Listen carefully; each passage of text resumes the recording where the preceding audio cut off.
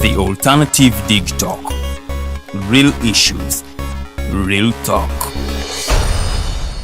Fellow citizens, following the sequence of events, Uganda seems to be at political crossroads.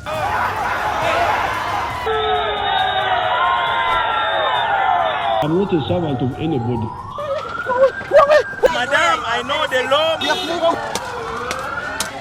As such, Alternative Digital brings you the Interface Show with retired Colonel Dr. Kiza Besuje. Let's keep on the same page on Alternative Digitalk.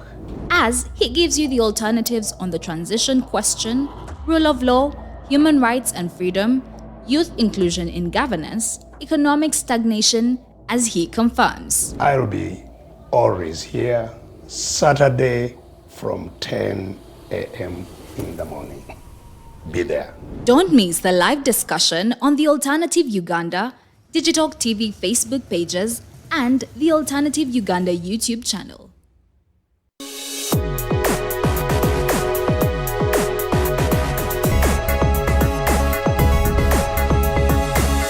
The alternative Digitalk. Real issues, real talk.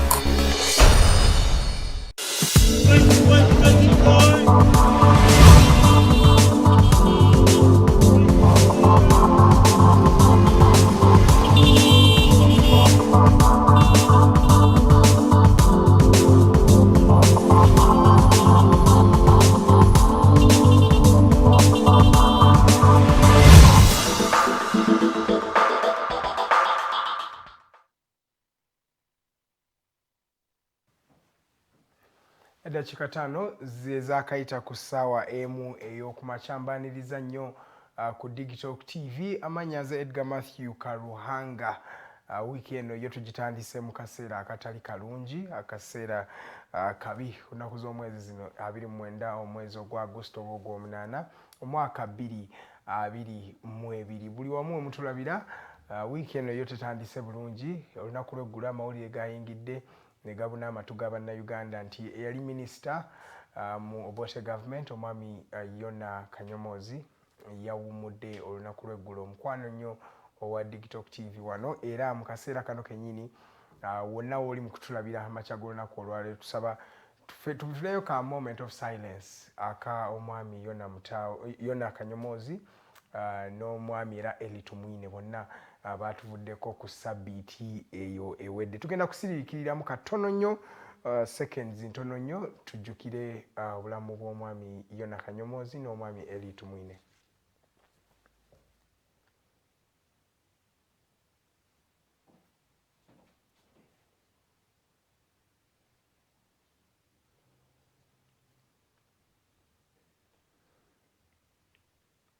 May his soul rest in eternal peace.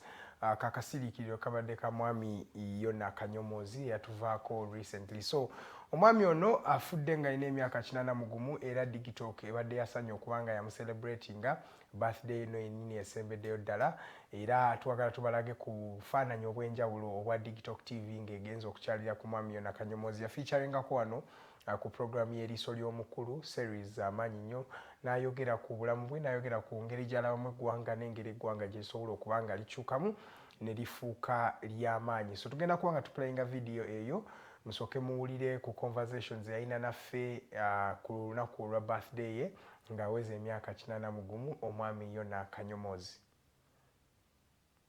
Started the Southern Sudanese fighting there. They forget the problems which were in Uganda or in the world at that time. And it made a problem. So Obote now wants to become leftish, to be like Nyerere. Not realizing that the forces at that time were tense. Fearing communism. If you were Catholic, you even got frightened that the antichrists were going to come. So there was an indirect also feeling among the people that the Anyanya had started Southern Sudanese fighting the Arabs. So that created a problem. The Jews were here.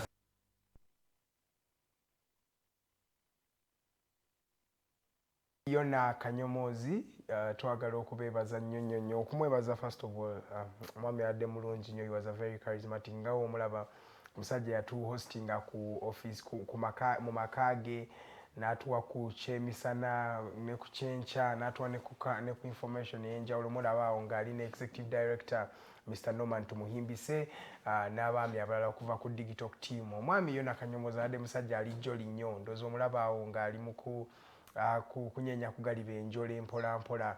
Omusajja oyo Yona Kanyomozi olunaku lw'eggulo yatuvudde mu bulamu bw'ensi muno naye nga twagala okukkiriza nti no gyali kati awummudde, ali mirembe, ate era alivinze a worthwhile life, kubanga omusajja oyo osobola okumujjukira mu nsonga nnyingi n'ebintu by'adde ayogerangako ng'olaba abadde muntu ayagala eggwanga lye, omuntu eyaweereza eggwanga lye mu budde bwe.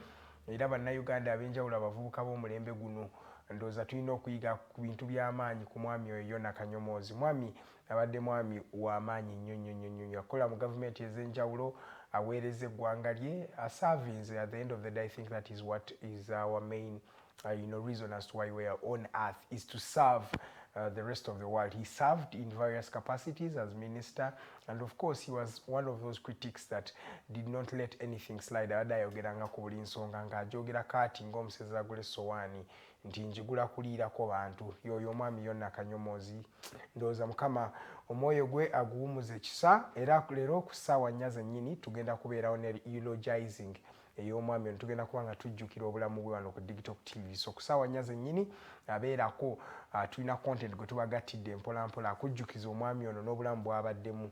Era omwami Mukose Arnold Anthony ya championinze ekintu ekyo. So ku ssaawa 4 zennyini eza okumakya olunaku olwaleero nga sheno yakaggweggwa ssaawa 3. So after 1 hour tugenda kuba nga tuli live nga tubabuulira obulamu bw'omwami ono Yona Kanyomozi, kiki olina omujjukirako ate kiki kyalese mu ggwanga lye, excuse me. So bye bifaananyi ebimu bye twakubanga tulina omwami oyo Yona Kanyomozi wano nga Digitalk TV. Recently obudde si bwawala nnyo tubadde tumucheckingangako here and there. Omwami Yona Kanyomozi oyo si yeke yavudde mu bulamu bw'ensi, katandika amawulire g'olunaku olwaleero, era tutandikidde mu mawulire ga ntiisa na mawulire ga nnaku. Wiiki ewedde eyo twawulira amawulire agajja ne gatukakasa nti no omwami Eli Tumwine naye yali avudde mu bulamu bw'ensi. Yeyo no birthday ye ey'omwami Yona Kanyomozi, he was making 81 years. Yes, so kusaawa 4 zennyini bannange eyakatwegattako tugenda kuba tujjukira obulamu bwa omwami Yona Kanyomozi wano ku Digitalk TV. So feel free okubeera nga logging in ku ssaawa 4 zennyini tugenda kubeera live wano nga we bring you everything you need to know about Mr. Yona Kanyomozi right here on Digitalk TV. Now let's delve into the stories that have been making rounds in the country. Last week Mwami Eli Tumwine onono yali CDF ate nga y'omu ku abo be tusobola okugamba mbu aba leaders aba NRA, abasajja yasooka yaddala okuba nga afulumya ekyasi mu lutalo lwe bagamba olwanunula eggwanga lino. Eli Tumwine afiiridde ku myaka 68 era yafiiridde wali mu kibuga Nairobi we yabadde agezaako okuba nga afuna obujjanjabi. Bagambye omwami ono abadde abatolinga obulwadde obwa kansa obubadde bumuluma mpola mpola omwami Eli Tumwine. Amawulire we gaagwa mu matu ga bannayuganda abamu baafiiringa ennaku, era twalaba condolence message okuva mu ba dignitaries ab'enjawulo ng'otandikira ku musomesa we yennyini ate abadde president we Yoweri Kaguta Tibuhaburwa Museveni yavaayo naye n'ayogera ku nsonga eno, ne baministers ab'enjawulo bavuddeyo ne bajjukira omwami Eli Tumwine. Omwami ono Eli Tumwine ajjukirwa okubanga ye yasooka okufulumya essasi nga we mbagambye eryatandika olutalo mu 1981 we baali balumba Kabamba. Bagamba yali atudde n'amaaso mu track yennyini yali agivugayo kennyini nga bali mu kulumba wali Kabamba. Eli Tumwine abadde musajja w'amaanyi nnyo kuva ndowooza mu mwaka gwa 84 paka mu 89 yali CDF oba yali Commander in Chief of the Defence Forces. Omwami ono ajjukira okuba nga ye yategeka ya designinga omusajja ya designinga ebyambala amagye ga Uganda bye gatambulira. Mujjukira abadde musajja yasoma yasoma art era nga abadde yali art teacher before nga tannava mu nsonga ezo okubanga yeegatta ku liberation struggle mu 81. Abadde nnyo omusaale mu gavumenti eno mu commanding ebintu ebyenjawulo. Abaddeko minister wa security, in fact kyekifo kyabadde second last okubanga afiilinga mu kisanja ekiwedde yali minister of security, ate era badde kati bamufuula presidential advisor on security matters. Aservinze mu various capacities era bajja kumujjukira wano ng'abadde omusajja omulwanyi namige, naye era nga buli omu abadde alina ensobi ze mpolampola ze yali akola, naye nga everybody else at the end of the day, wadde bannayuganda bangi bagufudde omugano okuba nga bagenda ku mikutu gino gimukwanira wala Facebook, Twitter, Instagram ne batandika okuba nga bakola ebintu ebitali birungi, okuba nga basekerera abamu nga balinga abasanyufu nti omwami ono avudde mu bulamu bw'ensi. At the end of the day omuntu aba awummudde, simanyi lwaki tuba tusigala nga tumukritikinga nga tujjukira ebitaali birungi. Yes, naye n'ebirungi abirina omwami ono. Yaliko mu court martial, yali court martial chairman. Omwami oyo nga ali mu magye wali by 2006 I think yali akulembera court martial oba kooti y'amagye, era y'omu ku basajja abateekako omwami retired Colonel Kiza Besigye emisango egy'enjawulo gye yaweera ennemba nagyo paka ssaawa zino wadde tewali musango gwali gumusse mu V. Omwami Eli Tumwine ajja kujjukirwa nnyo okubanga mwami yali teyeerya ntama, yayogeranga we yali afiiringa, era nnoza mujjukira after okushooting okwaliwo wano mu November owa 2021 nga tugenda mu kalulu ako, in fact no 2020 nga tugenda mu kalulu ka 2021, yavaayo n'akakasa bannayuganda nti nno baddembe okubanga abamukuba amasasi okubatta basusse ku certain level of violence. Y'omwami oyo Eli Tumwine ebigambo byabadde tatera nnyo kubanga abimiisinga. Ne mu parliament omwo mwabadde aservinga nga MP w'amagye for a very long time. Bintu bingi byabadde akola, abadde controversial nnyo mu nsonga ez'enjawulo, era mujjukira we yafunamu ku buzibu n'omukyala okuva eddokolo, omukyala Cecilia Ogwal, we yamuteekako omusango gw'okubanga alabika yamufumita olwala mu maaso, wadde paka ssaawa zino omwami Eli Tumwine agenza okufa nga yali yeewaka n'ensonga zino ng'agamba tezaali ntuufu. Eli Tumwine yoyo omusajja abadde teyeerya ntama, era mirundi mingi ng'agenda nga facinga disciplinary committee ya parliament kubanga yali yeeyisa mu mbeera etaali appropriate to some extent. So omwami Eli Tumwine agenda kuba nga aziikibwa, era tujja kuba tubabuulira biki ebinaaba bivudde eyo, wadde abantu bangi bo bamujjukidde nga bagamba ajja kusigala ng'abadde mulwanyi namige ow'eggye erya Uganda People's Defence Forces. Ate tusobola okukkiriza nti y'omu kuba founding fathers b'eggye lino, era wabanga abadde yali mu lutalo olwo okuva we lwatandika paka mu kulumaliriza abamusajja nga musajja namige. Omusajja yalwana era alina bingi ebiraga nti yalwana eriiso lye erimu agenza okuba nga awummula nga talirina, nga yafuna I think waliwo fragments ez'abasasi ezaagwa mu maaso mu liiso lye eryo neriba nga terikyaddamu kuwulira. Si gwe gwokka, era n'amasasi mangi ge baamukuba, naye abadde akyali musajja mulamu nnyo, era aweereza eggwanga lye paka ku myaka 68. Omutonzi wasazeewo okuba nga amujjukira nga amuyita nga amwongerayo. So as Digitalk TV wano, we really condone and mourn with the fellow people, the family, Jolly the wife and the family of General Eli Tumwine. Mukama abakuume abagumye mpola mpola, because at the end of the day ffenna ly'ekkubo yatusooseeyo obusoosi. Nalina omwami yakyogeranga nnyo, musajja bamuyita Pastor Dongo, era naye yatusookayo already gyali. Ffenna ly'ekkubo eryo. So the question is, mu budde bw'oli omulamu essaawa zino kiki oli mu kwekolerawo? Manyi bannayuganda mwagala nnyo ebintu by'okusimbula, ebintu bya vibe, ebintu bya big nyash, ebintu bwe bityo.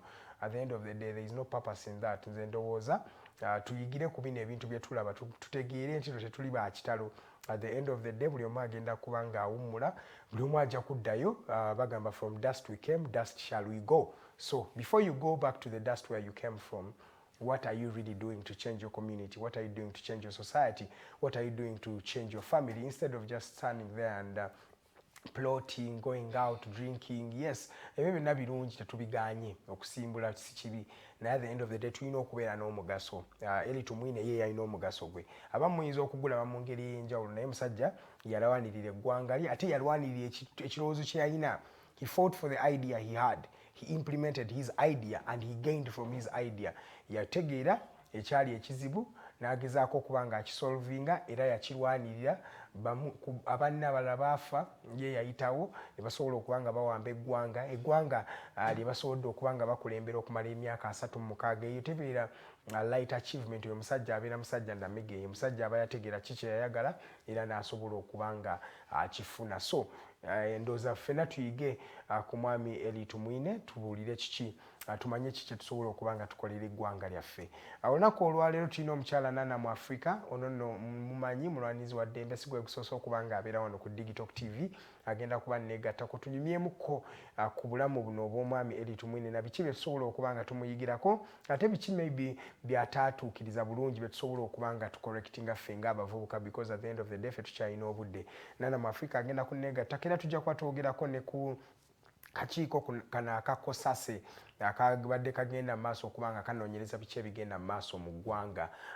Ndowooza mumanyi wali mu Uganda Airline CEO omukyala bamuturaki paka ssaawa zino ebiwandiiko byabadde tannabifuna bulungi ng'ate omusimbi gwabadde alya oba gwabadde afuna mu kifo kino $487,000. Bannayuganda bangi bagamba yeetaaga okuba ng'afuna zino ensimbi oba tuli mu kuba nga tuzanyira mu ssente z'omuwi w'omusolo. Airline ebadde ekyakola losses mabegakaawo. So twebuuza what can the community and what can Uganda do to actually make our country better. So olunaku olwaleero tomisinga discussion eyo nja kubeera nga negattibwako omukyalo oyo Nana Mwafrika. Mukyala mwogezi nnyo ataali candid ajja kuba nga ayogera ensonga nga bwe zinaaba ziri. Tusooke tufulumeko tugende ku wali mu ggwanga erya Kenya we twogerera nga akalulu ka Kenya kagwa omwami William Samoei Ruto yasobola okuba nga akawangula mu controversial incidents ezaali zigenda mu maaso. Jjukira tiimu ya Azimio la Umoja ey'omwami Raila Amolo Odinga yasobola okuba nga evaawo awo mu mpolampola n'egenda mu Supreme Court ebenga apiiringa obuwanguzi bw'omwami ono William Ruto. Mu ngeri eyo we twogerera nga bo ab'akakiiko aka Independent Electoral and Boundaries Commission IBC bayawukanamu era Chebukati ye yagamba mbu nno bayite baagala bwagazi alangirire William Ruto wadde bano bakyerera deputy we ne ba commissioners ab'enjawulo bagamba mbu Chebukati ono yakozesa embeera ey'ekimpatiira okuba nga alangirira omwami William Samoei Ruto. So twogerera nga Independent and Electoral Boundaries Commission ekibiina ekitwala obululu kyafunye eddaba lawyers abagenda okuba nga badefendinga Chebukati wadde ne Cherera naye aba Azimio la Umoja nabo bennyini balina obujulizi obuba nga bumuvindicting. Katulinde tulabe ki ekinaavaawo. Ojjukira William Samoei Ruto alina okuba nga agenda kuba nga alayizibwa ennaku z'omwezi 3 lwe lunaku olw'enkya. Simanyi how practical this is going to be ate ne Kenya tenaba kuba nga econfirminga this particular incident naye kinaba kiconfirmingiddwa tujja kuba tubabuulira biki ebinaaba bivudde mu kalulu ako ake Kenya. Akalulu ke bagamba nti katandika bulungi naye mu kumaliriza ne kagenda ne kabanga akatwistingamu mpolampola okubbibwa we twakulabira era abantu bangi mu bujulizi bwa Azimio la Umoja abasajja bana ba Raila Odinga bagamba nti akalu kayinza okuba tekabbibwa mu kukabala naye mu transporting okuva eri mu byalo paka okutuuka ku National Tally Center awo wennyini we wali okubba kwa kalulu. So katulinde tulabe biki ebinaaba bivudde mu ggwanga lino erya Kenya. Oli ku Digitalk TV amanya nze Edgar Matthew Karuhange dakika zino ziri 23 zeza kayita ku ssaawa emu ey'okumakya. Webale kubanga otwekumiddeko gwali mu motoka yo ali mu taxi ali ku bodaboda ng'otadde earphones matu gwakyali ewaka gwali mu buliri naye webale kubanga oli ku Digitalk TV. Sindika comments zo mpolampola ku pages zaffe ez'enjawulo at The Alternative Uganda ku Facebook wetuli then at Digitalk TV nawo kwetuli ku Facebook ne ku YouTube tubeerayo at The Alternative Uganda. Osobola kubanga otunoonyerezaako mpolampola video zaffe ojja kuba ozirabaawo.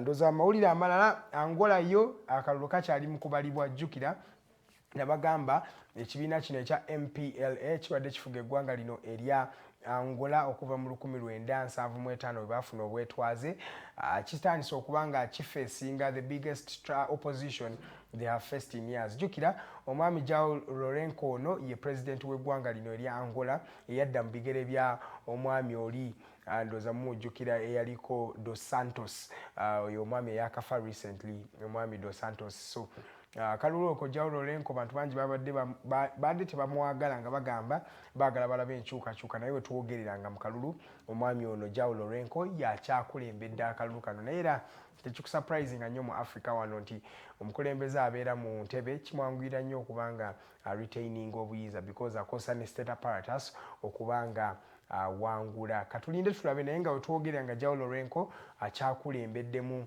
bali ade bamuvuganya mu ggwanga lino erya Angola. João Lourenço jukira atandise okubanga avayinga ku kifo ekyo ku kisanja ekyokubiri anoonya ekisanja ekyokubiri nga ye mukulembeze w'eggwanga lino erya Angola. Eggwanga erifunye ebizibu ebyenjawulo bingi nyamoli egefunyeeko wano okuva e Pakistan abantu abasoba mu 100 be bafiiridde mu floods oba mataba gagenda maaso mu ggwanga eryo mataba mangi tegali mu mugundi yoka mu Pakistan ne wano mu Uganda ndoza mujjukira recently wali mu Elgon region side z'Embale eyo twalabanga abantu bangi abafiira ndoza abantu balinga 7 ba 8 abafiira mu mataba gano era abantu bangi ebintu byayononebwa motoka gatwalibwa amayumba gayononebwa kwegamba bintu bingi ebibadde bigenda mu maaso awo mu nsi yonna according to the global statistics. Floods nyingi nnyo ne mu Sudan, Northern Sudan ya Khartoum naye twalabanga floods abantu beyo nawo zibatta amataba mangi nnyo. Pakistan kugamba 10 be bagudde wali Sudan bantu bangi bali displaced mu Ethiopia nayo enjala eruma bannayuganda aba Ethiopia abeeyo ne mu Uganda wano enjala nawe bali bubi kwegamba these days bintu si birungi climate patterns zireseewo floodings ate kati zireseewo hunger and famine bannange twesibe bbiri kubanga emu tejja kumala mu ngeri eyo kyekigenda maaso mu Pakistan abantu 10 be bali confirmed okubanga bafiiridde mu mataba gano ate bantu bangi millions eziri displaced by these particular floodings or floods that are happening all over the globe. Bannange your call to action jukira muina vision 2030 okubanga mu achieving the sustainable development goals zigenda okubanga ziyamba abantu abenjawulo okubanga wali ebintu bibatakisobola kubanga biba affecting atwali twogedde ku disease famine hunger bintu bingi gender equality naye tunasobola okubanga tubifuna mu myaka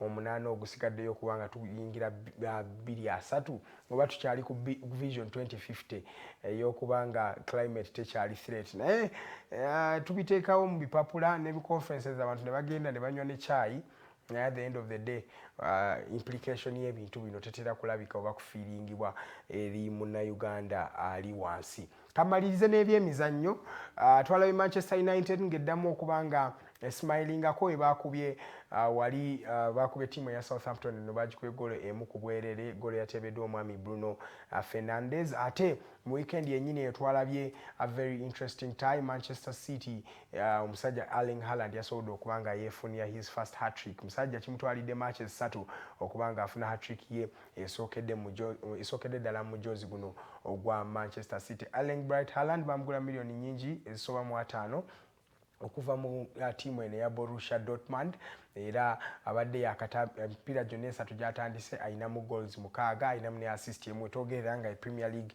top scorer omwami Erling Bright Haaland. Kisajja kiwanvu kisajja kinene kikuba omupiira kisambira tiimu eyi eya Manchester City ya Pep Guardiola. Arsenal nayo omupiira yagujjeeyo ng'ezanya tiimu eya Fulham mu dakiika y'ekinamu 6 twalabe ekisajja Gabriel nga kibakuba Gabriel Magalhaes nga kibakuba goal yabadde nnungi ennyo mu dakiika ya 86 ne basobola okubanga bawangula tiimu eno ya Fulham goal zabadde 2-1 in that particular regard. Era mu weekend eno yennyini abawagizi ba Liverpool mu yoge because Liverpool yasobodde okubanga eraga class yayo gyeyina yakubye goals 9 ng'ekuba the newly promoted Bournemouth team babakubye goals ade 9 ku bwerere. No record eno yesookedde ddala okubanga eyingira mu bitabo bya Anfield okubanga bakubirako tiimu goal 9 mu mupiira guno. Luis Diaz yakubye goals ade 2 nalabye Roberto Firmino Barbosa yakubye goals naye zaade 2 kwabaddeko Heavy Elliott kwabaddeko omusajja Virgil van Dijk ng'ateeba abasajja bangi Arnold Trent naye yasobodde okuba nga yeeteebirako awo kwegamba goal zaade zinywa bunyi ttiimu eno eya Liverpool webadde kuba tiimu eya Bournemouth goal zabadde 9 ku bwerere. Wetwogerera nga Arsenal bannange yekyali waggulu ku table ndabira ku ki mu mipiira eno egisoose Arsenal erina points 12 maximum points ye tiimu yokka eyakafuna 100% record wano mu Premier League mu mipiira ena egisookedde ddala. Arsenal ekyakulembedde table points 12 ndoza Manchester City yaddakaawo points 10 ne ba Manchester United nabo mwebali awo mpola mpola ndoza byebyo ebigenda mu maaso mu Premier League eya Bungereza. Bannange dakika zino ziri 29 zezakayita ku ssaawa emu ey'okumakya. It's time we go in for a short commercial break. When we come back ngenda kubeera n'omukyala Nana Mwafrika tutandika okunyumyamu emboozi paka ssaawa 3 ziri ez'okumakya. Tumubuuze ebibuuzo eby'enjawulo ku biki ebigenda mu maaso mu ggwanga ate ye omukyala abuliddewa ate ebintu abiraba atya ebigenda mu maaso mu ggwanga lino erya Uganda. It's time we go in for a short commercial break and we shall be right back. This is Digitalk TV.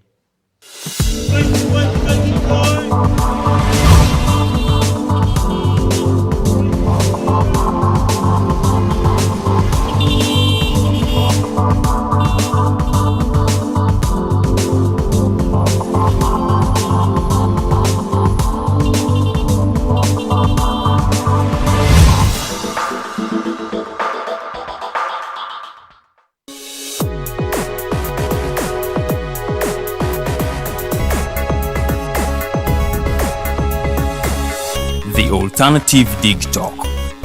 Real issues, real talk. Fellow citizens, following the sequence of events, Uganda seems to be at political crossroads.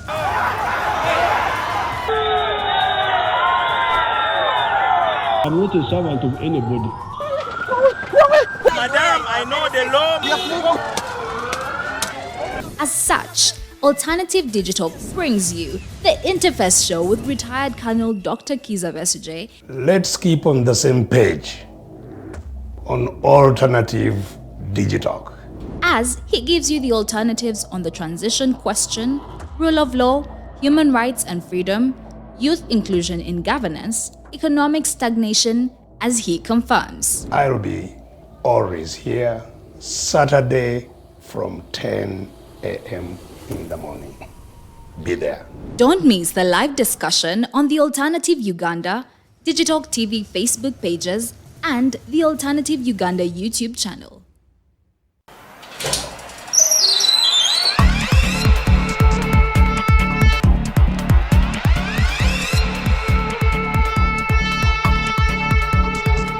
You have got to get up pretty early to go do something.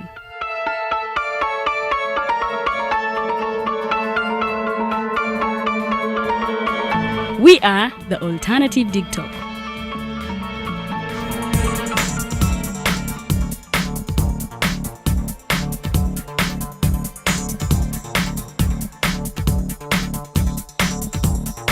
With our mobile studios, we are redefining TV presentation just as technology is setting the pace. We are blending our approach with fresh, perspectively designed breakfast show, The Mighty Drive, informative and entertainment show, exclusive and live interviews. We President Museveni wadde juzi namulaba apima akawunga kilo 2 tasobola kalya nini bwaba alya kilo 5 weyanema okuliisa eggwanga ne bwe limundekera.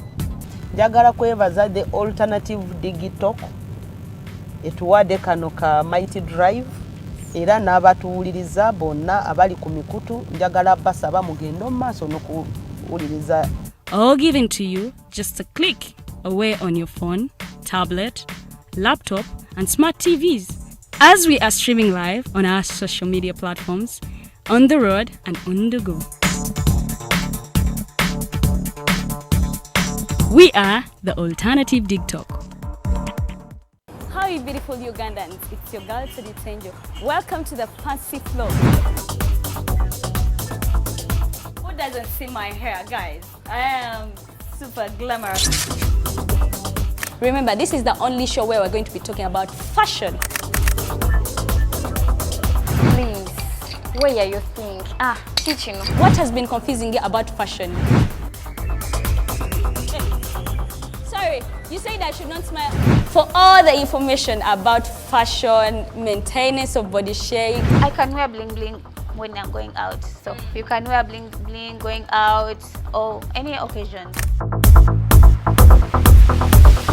We shall be doing all this in the Fancy Floor. Remember, it airs every Thursday right from 8:30 to 9 with your girl, Teddy Tenjo. It is the Fancy Floor.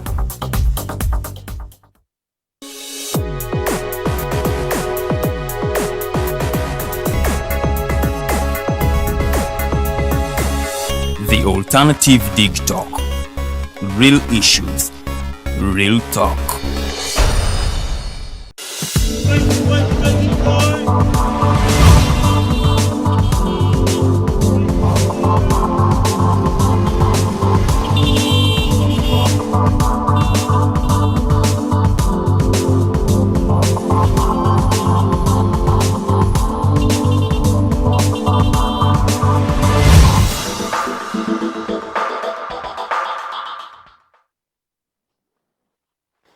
Yes, at just 34 minutes past 7 a.m., you're still watching Digitalk TV. My name is Edgar Matthew Karuhanga on the 29th day of August 2022. I promised you Miss Nana Mwafrika as we're starting the discussion, but unfortunately, she is not yet here. So we're going to continue with the discussion. And I have been joined by a gentleman who is a lawyer by profession as well as a journalist, Mr. Rogers. I call him Wakefield Turiahabwe. The man who is very, very knowledgeable and articulate about what is happening in the country today. And Rogers, on behalf of Digitalk TV, allow me to welcome you to the show. Thank you so much. I want you to first paint a picture of eggwanga ly'obuntu wetuli wano. I'm going to give you just a background of what is happening in Kampala, Uganda, for the benefit of our online audience. Mwabatali wano inyini mu Uganda nga mutulabira wabweru. Eggwanga lya Uganda lirimu bingi ebinyuma. We recently saw what was happening in the Kosase. We shall be talking about that.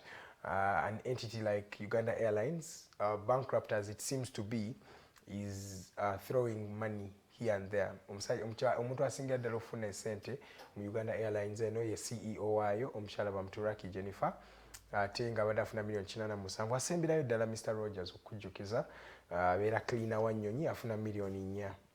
And so roughly, a cleaner of a plane gets more than $1,000 per month in the Ugandan economy. But before we delve into that particular discussion, I want to also remind you of the deaths that we have experienced last week. One of the revolutionaries, as they like to call themselves, a gentleman who is very assertive and bold and courageous, Mr. Eli Tumwine, actually passed on recently. Nga yafiridde mu wali e Nairobi yadda jjanjabibwa ekirwadde ekya kansa omwami bino kyekyamutute. Ate amawulire jo gaatugudde mu bantu nti mukwano gwaffe mukwano gwo nnyo. I really know how you and Mr. Yona Akanyomozi were really people who would talk. So abantu bano ne batufaako, bantu abakulu with a wealth of knowledge, and you as a young person, you as a charismatic lawyer and a journalist, what is your take on really the state of the country today? Thank you so much. For starters, good morning, ladies and gentlemen. My name is Rogers Turiahabwe, and it's a pleasure to be here. It's an opportunity to serve my country. Always. And so in whatever capacity, I am always grateful to have that opportunity. Yes, please. One, I'll begin with the passing of the two gentlemen. Yes. One is the close one to me, at least, is Honorable Yona Kanyomozi. He was really a good man. Yeah. We will not replace Yona Kanyomozi. And so myself and the Digitalk family were very saddened. And so we send our condolences to the family, Sabiti, and the others, the sons and daughters of Honorable Yona Kanyomozi. He's a man who would talk most frequently. There's a time I went there, I was sent to deliver something at his home. And I don't know where we began, and then we started a conversation of the economics of where we stand. And I asked him about the parish development model. And it would be like, it is a good idea on paper, but it's a hard one to implement given the circumstance and the history of those government programs. And so he said if they had continued with the idea of cooperatives, that he was a minister, so he had an expertise in that. So he did go in details to explain to me how the cooperatives worked and how it would work better now instead of... What failed the cooperatives? Well, some people are putting it to... it is political, really, most of the people say. And they say that because now you see cooperatives would work in a way that literally people have a hold of everything that happens. They literally determine the market and all. But now we have a way of centralizing things. And monopolizing things? Monopolizing, yes. That is, I think, a better word. And so he did go in details. So we have missed him. Yes, we have really missed him. Yeah. So. If you were to really rate the way he served Mr. Nana Nalongo Mwafrika in his time as minister in the Obote government, even up to today, how would you rate him? Rate in the sense of... You can rate him? He was I think, one of the best economists we have had. Except for the problem that now one of the issues we have as a country, especially with the current government, is that if someone has been on the opposite side, often we don't include them in decisions that are shaping today. The winner takes it all mentality. Yes, had that kind of approach. Now this man was, well, he was in the UPC. Even at his death, actually, he was still a UPC man. Some people are saying about FDC, he might have been in the FDC for a little while, or at least he was a friend of FDC. But by and large, he was still UPC. And so when the NRM got the government and all, most of these people who would really give us a perspective of what was happening back then, at least they would give a good projection of where we could get. And so when these ones took the government, most of the people who are not loyal to the government, who are not loyal to the government that is sitting, were left aside. And sometimes we are missing on the knowledge. At the end of the day, as a person who comes to serve our country, I think our interests should be for the good of all the people. And now for the sake of the good of the people, I think it would be important that every other person is included, whether you agree with them or not, because we are here to serve. I don't really think so with the politics of Uganda. Yeah, that's what I'm saying. That's a problem. Because how many people do you meet that are really UPC? I have not met many people that are predominant, that are still UPC. They may have been UPC in the past, but right now, like, because UPC was militarily crushed to the latter, to the latest. And you know, I think before the whole NRM and Amin, you realize literally UPC was one of the biggest. It was the biggest. It was actually the biggest party. Not one of the biggest. So like you see NRM has diehards now, UPC was like that once upon a time. So there are those people who are still UPC. But because literally it has been phased out, and for the long time it has been, we have come to just believe that they are not there. But I think they are there, most of them, except they are old. Because I know one gentleman called Mr. Solomon Webale.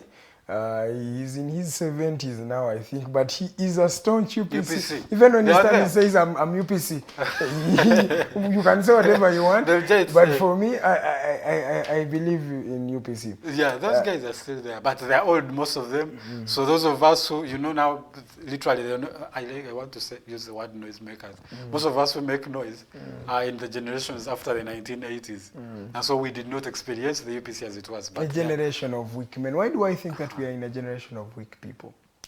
I wouldn't say we are weak. What are we? I think... would we say we are strong as the Musevenis?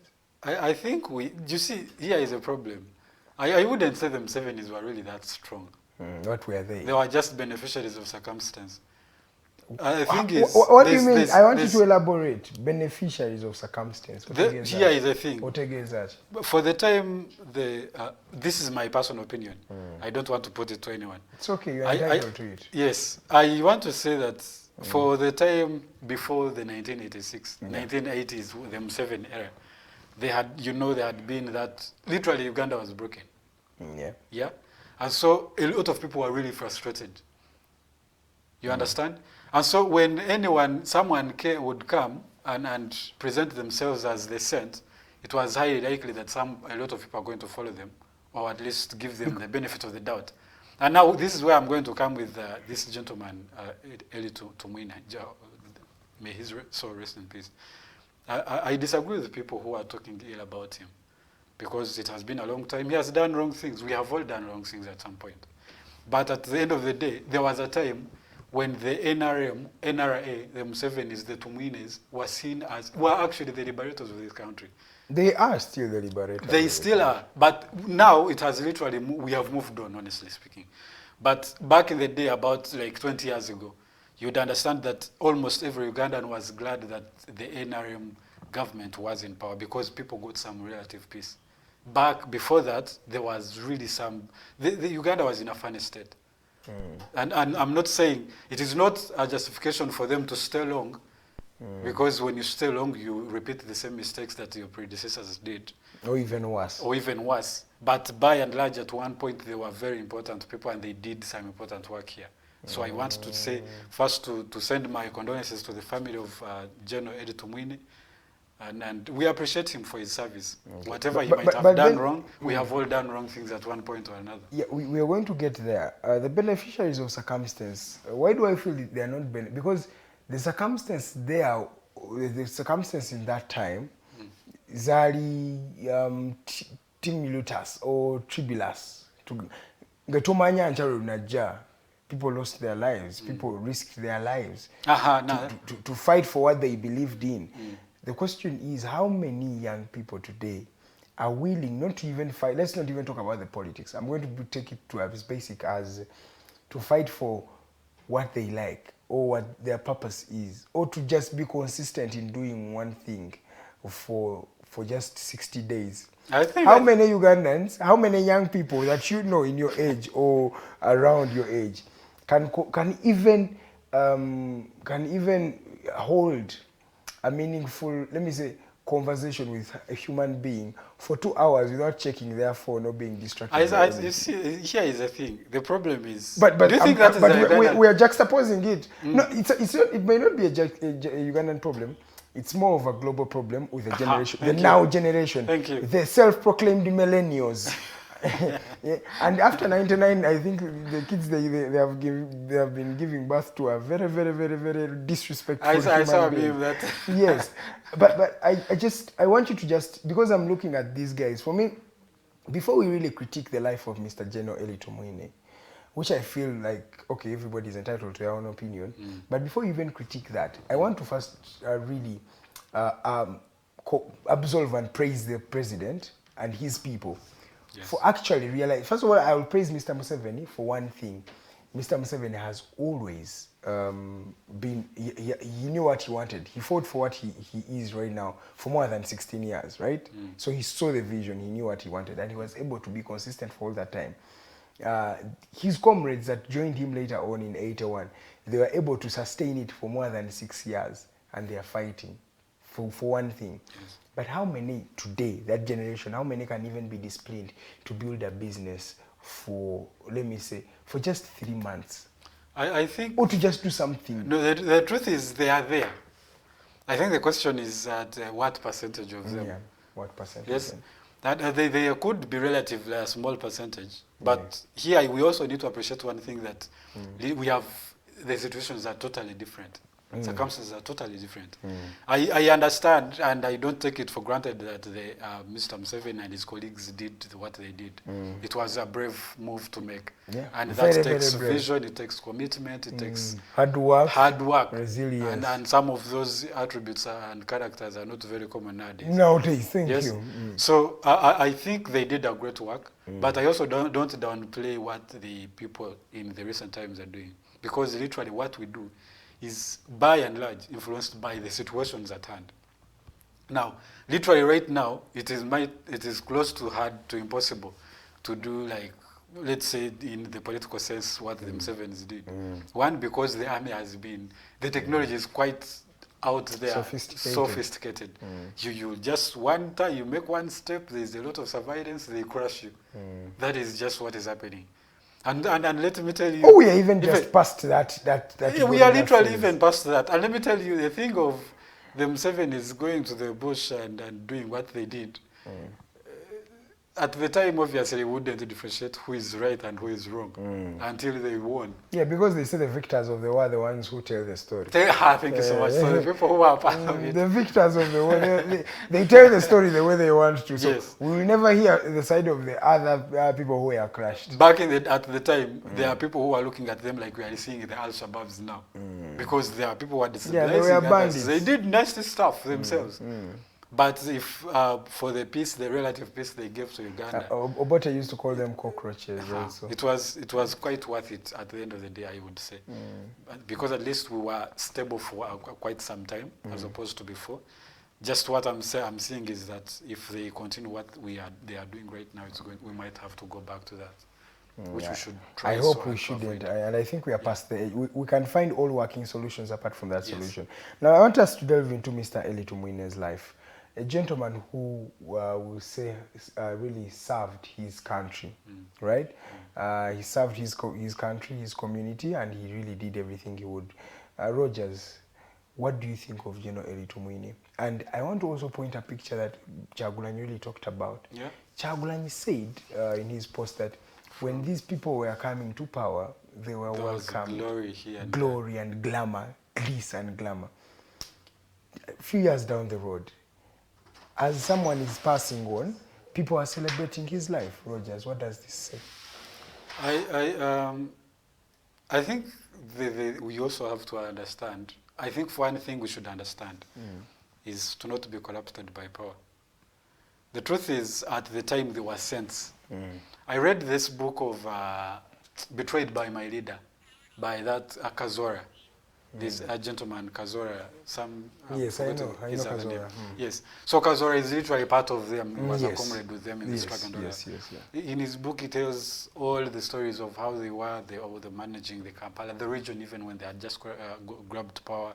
Obviously, from inexperience at the time, most of them, it was like a try and error method. Put someone there, hope that they do the best. And people were really giving them glory for what they had done.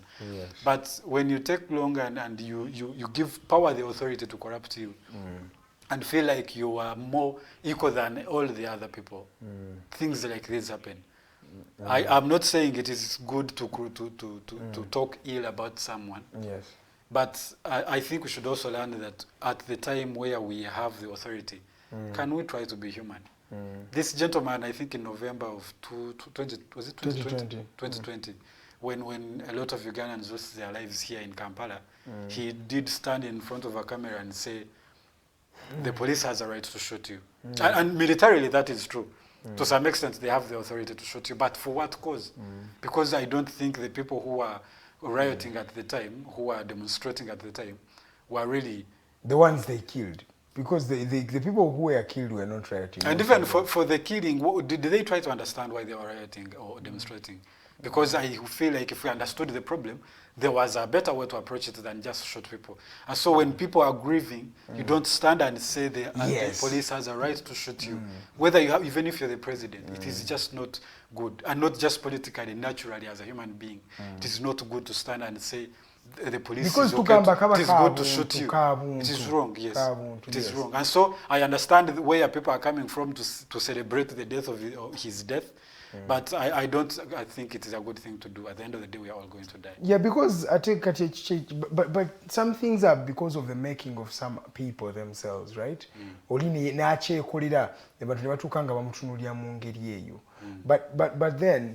But what does it speak of the generation that that is happy when someone dies? Because it's death. I think we should just learn from him that he did make mistakes. Can we not do the same? Because what he did was more like what they are doing right now, celebrating the death of the others. Yes? Yes. As he has died and we are criticizing him for what he said, can we not be like him? Yeah. He said it is okay, the police can shoot you, which they did. But that is exactly the same as us saying it is okay for him to die. In fact, we are happy that he is dead. But death, people don't learn from death. We need to learn from it. Because then yes.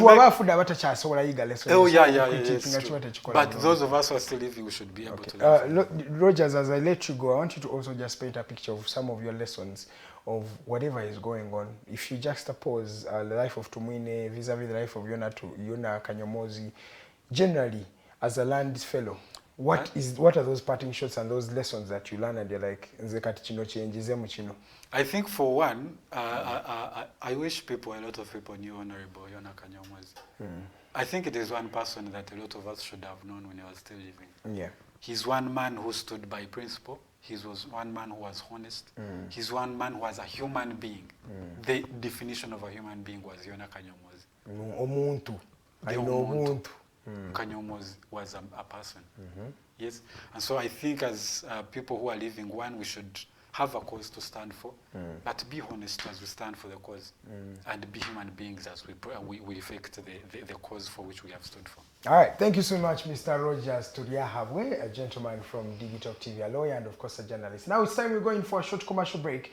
When we come back, I'm going to be joined by Nana Mwafrika. She's finally here. Let's go for a short commercial break. Don't go nowhere. Just stay with us. This is Digitalk TV.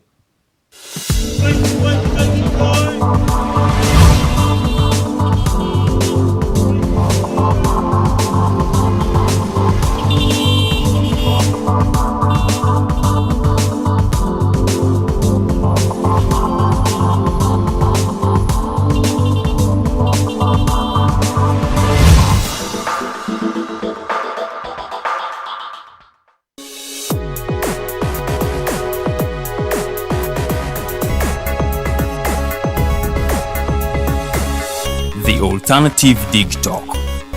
Real issues, real talk. Fellow citizens, following the sequence of events, Uganda seems to be at political crossroads.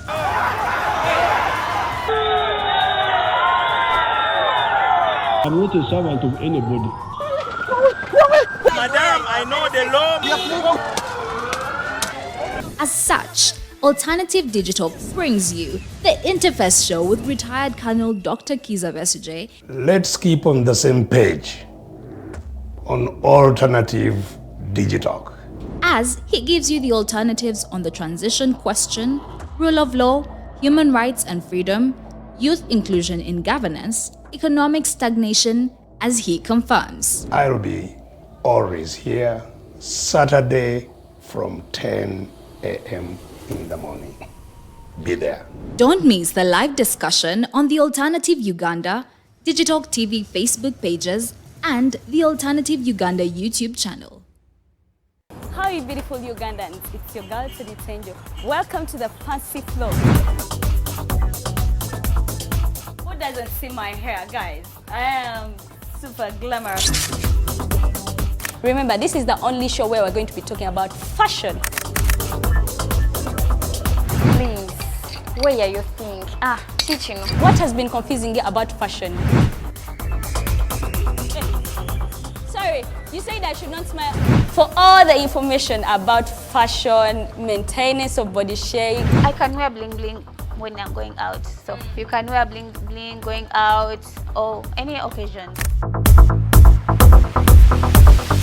We shall be doing all this in the fancy floor. Remember, it airs every Thursday right from 8:30 to 9 with your girl, Teddy Tenjo. It is the fancy floor.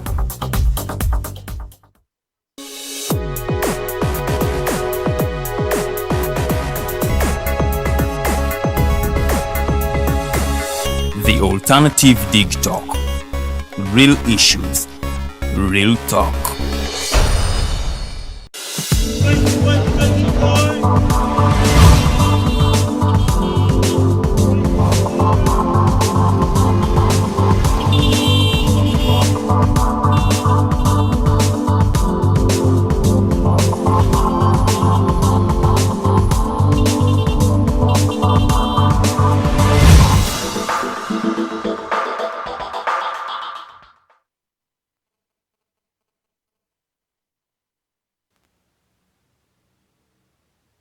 eddakiika zino 3 ze zibulayo okubanga tuyingira ssaawa 2 ez'okumakya. Amanyanza Edgar Matthew Karuhanga oli ku The Mighty Drive Show ebeera wano ku Digitalk TV buli lunaku Monday to Friday okuva ku ssaawa emu ey'okumakya paka ssaawa 3. Tubeerawo nga tunyumya emboozi n'abantu ab'enjawulo nga batubuulira ki kye balaba mu ggwanga lyaffe n'engeri ki eggwanga gye lisobola okufuuka eddungi. Nga bwe nabasuubiza omukyala Nana Mwafrika yamaze dda okuba nga twegattako wano ku Digitalk TV era njagala kumwaniriza tusanyusa okukulaba nnyabo.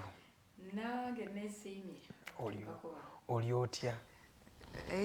Ndi kale nzisuuse nnyo nyimprovinze nnyo. Ennaku zino tubadde tukusubwa nga tukyakulaba nga twebuuza abantu nga batubuuza oli omwambi omutawamala Charles yambuuza obulamu bwo buli butya nambuuza n'ekirala nkubuuze erinnya Nana Mwafrika litegeeza ki erinnya lye baakubatiza ewaka. So before we even delve into the discussion kyekibuuzo omwami yakiweereza ejjo yalabye posta yonge efulumye so kyenjagala tutandikireko awo wennyini. Nalongo Nana Mwafrika erinnya eryo litambulira ddala ne ku ndagamuntu yange. Nana Namata Anet Mwafrika Mbarikiwa. Mwafrika Mufirika. Simple as that. Ndi Mufirika. Mbarikiwa aweereddwa omukisa o blessed. Blessed one.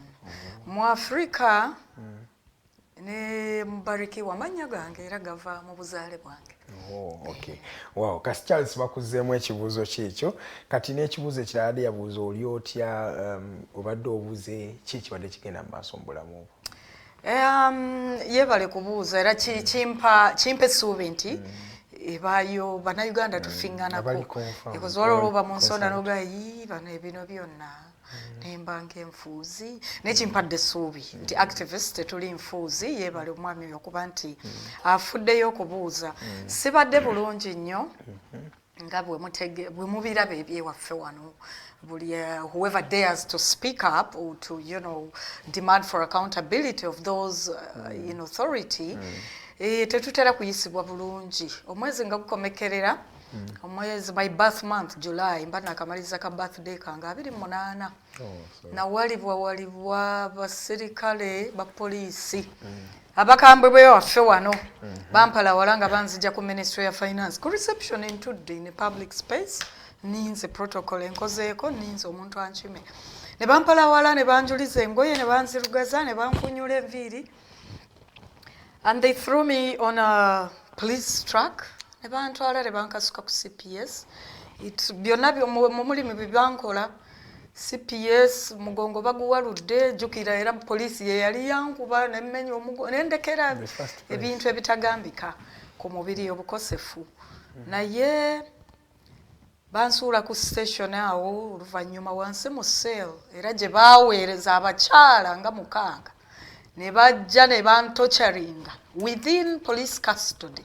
Chandekera sprain ya ankle era mbadde nyambala ankle brace nakagijjako kuba enkalubiriza naye nasigala ne ankle sprain era nkulabye engeri gy'otambudde mu nine enkovu zino omugongo era si mulungi nzijudde enkovu waliwo yali agezaako okuntuga enkwagulo zibaddewo wano abatakulabye nga ayingira just to inform them singa olabye Nana nga ayingira yenna olabye ddala nti okugulu kumuluma wenna nina issues z'omugongo okuva lwe nalongoosebwa era nga kiva ku ki ku poliisi ye 2019 abaabulaku katono okunzita n'omwana wange ng'ali mu lubuto naye tulama ne recent ne wali oli naye era bagezaako yes era olwo bankwata naye ntera otambula naye na buli kati ogenda okukebera era tabawala. Nana, what does that speak? Omwana ono we baba kukola ebintu ebyo omwana weyo ng'abitunulya bo balowooza omwana oyo alowooza ki? Omwana ng'akuze kyanaku nti byayiseemu era abantu bagetinga concerned. Ugandans are concerned. Ugandans genuinely care about each other. Tufiŋŋanako era ogenda olaba inbox nano omwana akuze. Serious men, educated men, psychologists. Nana omwana naye omwana Uganda wano for me I'm not embarrassed to say I'm a single mom. So I'm solely responsible for my child. And given the manner he arrived, circumstances under which he arrived, I'm more terrified to leave him with someone. They nearly kidnapped his older brother 220 nawaba omusango ku police. It's never been investigated. So I prefer to move with him. Yes. I cannot think of childminders until he's of age to be put with a responsible setting like a nursery school. I move with him nearly everywhere I go. Okay. Yes, but is a neunya trauma oyo mwana jaita mu ino kubanga yamanyi nana. Like ebere trauma na ebere training munsi mwali. Abana abatali mwana wa nana bali ku nguudo ogwo abana abakala mojo basabiriza. Abana abatali mwana wa nana bali mu masomero etali mmere public school bonna basome tebalina kyakulya musomesa naye si musasule. Nti tewali nnyo njawulo na mwana wa nana nze gwe nkutte ku luwuzi ebbere limuli kumpi bwabula kyalyanga mukuba olubeererwe naye omwana we Uganda wano asinga kuwanga ono okubeera traumatized bye balaba ng'ono omwana tannazaalibwa alina bakulu be nga tugenda ku ssomero waliwo ekiseera kyali kya campaign za 2016 amagye ne poliisi ebiba ku nguudo ng'abaana babeera bwe bati abeera akutta olubuto mama stomach pain bye balaba. Children in Uganda are traumatized at every level. Yes. Butula ku pichi kumacha. The Ministry of Education, have they ever thought that children need safe, inclusive transport to school? Never. Nobody. Mu East Africa, mu region one, ogende Rwanda, ogende Kenya, betize. Yellow buses. Buses za yellow zitwala abaana ku ssomero kizibu okusanga abazadde saa 12. Mubavuga abaana babatwala ku ssomero. Because the systems education is taken much more serious. But for me, I'm not even blaming you because so very traumatized. Ate nze sisimbula waka, nsimbule waka ne mpakinga yogurt ne bottle y'omwana wange. Bottle yasembayo the water bottle, it got stolen by police. It couldn't be accounted for. Sisimbula wakanga ngenze kulwana na police. Kyekyantu nange kye nimugamba. Nsimbula wakanga ngenze ku a public office kukola. I'm a human rights defender. Yes. I call for accountability from those in authority. I diplomatically enter spaces and speak to people. Yes. I make appointments. I just wonder because is another omwana nze sigenda blaming agwe because all of it tulina mu Uganda wano the tendency of blaming victims nti gwe lwaki watambudde lwaki kwotisa ye lwaki wazze but waliwo abali mu kujjo kwata omukyalo ono bamulaba ino omwana bote banalowooza lwaki tetumukute ina decent omwana ono alemerowooza nti oba tuyodde naye just ko omwana omukasitali n'omama omutu kubongera olubansika olubansi batusaa ku Parliament Avenue emmotoka yange parkinze bulungi just like other vehicles park. They towed the vehicle ne bajonoona nojonoona ne bagikuba ku CPS. It's parked in a public space ku luguudo teri nti oba eri mu maaso ga Parliament oba ina gwetaataganya. Pansi sese boto y'omwana bagitutte. When they arrest you nasomye mulimu element ya theft mu police. I move with my copy of the Constitution. The last one I had on the 28th of July, it's untraced. My copy of the Constitution, a copy of my ID, an ATM, my new pair of Spirit shoes. I could not. Uganda. Nezigendera ddala n'obuuza bwe bakulese ku police, where are my shoes once they gave me. Fetwa tumanyi system bayina kuteeka ebintu bonna wamu woliwo yes, kubanga gon suspecting nze. Siri suspect ali even able okudduka. Nze Karanga sikyasobola kudduka. Naye wano ensolo neeyingira wano. Nze ndoze ndya, I can't run. Oze oyo Nana. Even if you summon me, I'm going to come. I'm not afraid of the police. I'm not at all. I don't set out to go and be in running battles or fights with the police. Yeyo nsonga why I feel safe with my child. Omuntu yenna mmanyi ne movements zange. Kebera ku bisaawe by'ennyonyi ku borders z'eggwanga. Oyo omwana alina passport eringa ey'omuntu omukulu eneetera okujjula. We've traveled to human rights conferences together overseas. We traveled to Nairobi, to Tanzania, to Rwanda together. Settings ezakulakedde ezimanya nti buli muntu n'omwana muntu. The offices have a space for a child. Oyingira conference omwana n'agenda mu room. Eri well set for children. N'azanya. Uganda ntebiriwo. Ebyo byonna tulina okubiteeka in consideration. So public service ebintu ebyo birina okubanga ebimanya. Naye oleese ekyokucunya omwana wange. Era nteekateeka. Noonya zifayiringa kakati noonya zenteeka mu tiimu y'abalooya to sue individuals of the police institution and the police as an institution. Pandekaleka mu nkwagulu nzijudde enkwagulu. I have a medical doctor's report. I got harmed. by people that I did not invite to myself. I am not getting out to get into fights with the police. I am setting out in Tirero. I'll pass by the school of my child. I'll go at the ministry, and I'll leave that space and I'll go to my place of daily earning. In the middle, people cut me off and throw me into cells. Throw me into cells like a suspect that whose rights you respect. Who is still a human being as well. Who's still a human being. Ne bampeereza abakyala ne bankuba nga kuliko deputy OCCID. She led a team of women into the women's cells at CPS. Ne banninnya ekifuba kino. You need to see my medical report. I was covered in bruises. Siganye kunkwata. I'm not above the law. If I am suspected of any case, someone can bring me an arrest that is within the legal settings, that respects even the rights. A suspect, there might be some rights that get put on hold if you're a suspect. But it's not the right to my life. I don't beg for a painkiller, and then you bring women to give me more pain. Banninyalinya, ne bankutula enviiri, ne banjuliza engoye. They stole my property. I don't have my shoes, I don't have my eyeglasses, I don't have my copy of the Constitution, ebyali munda mwayo byonna babitwala, and it's all unaccounted for. Wow. And I'm not the first person to complain of that. Of course. So activists, tulabiddwa nnyo ng'abalabe. Omwana wange, he's a young activist. I am intentionally, he says it. Mama, I'm a rights activist. He says it, and I'm proud of him. Yes. It's partly training. It's very rough where he is. It's very rough. And see, we are, we swim in a sea of injustice and inequality.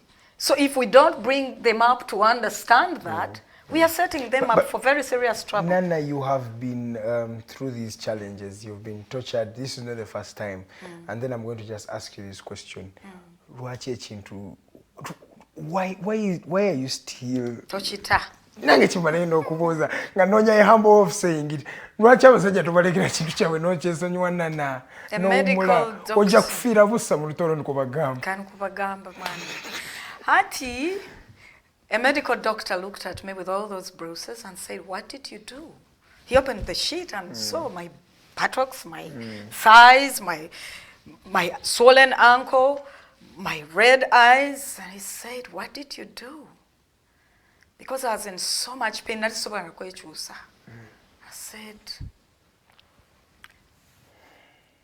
what did I say? I didn't answer him until 2 days later, on the second of him coming to check on me. It's when I said, I didn't steal or kill anybody. I'm a human rights activist. He said, I'm sorry, but whatever it is, maybe you need to just give it up. Ombuza the same question. Lwaki tochita? I think I've already lost so much to consider withdrawing from my cause. I lost my womb. I'm still a young woman. 45, I could be courted by countless other, suitors. Very true. I cannot naturally have a child again. I've lost that. What can compensate me for that? They never compensated even for my medical bills, nothing. They threw me an unfair ruling in the case I took to the court. But I won it. Every win is a win. Every win against them is a win. This is not me. It's not just for me. We must continue to give the relevant information, the much needed information and empowerment to the suffering masses of Uganda. Sisobola kuchita one, yes, partly I'm driven by pain. I am pained every day, deeply pained, that my body had to be altered by people that should protect me and keep me safe. Lwaki sichita? If the ones doing these things, if the ones meting this violence against us as a people of Uganda are not taking a break, why should we take a break at all? Lwaki sichita? Wa otafiira? Mudwalire Uganda ofiirayo.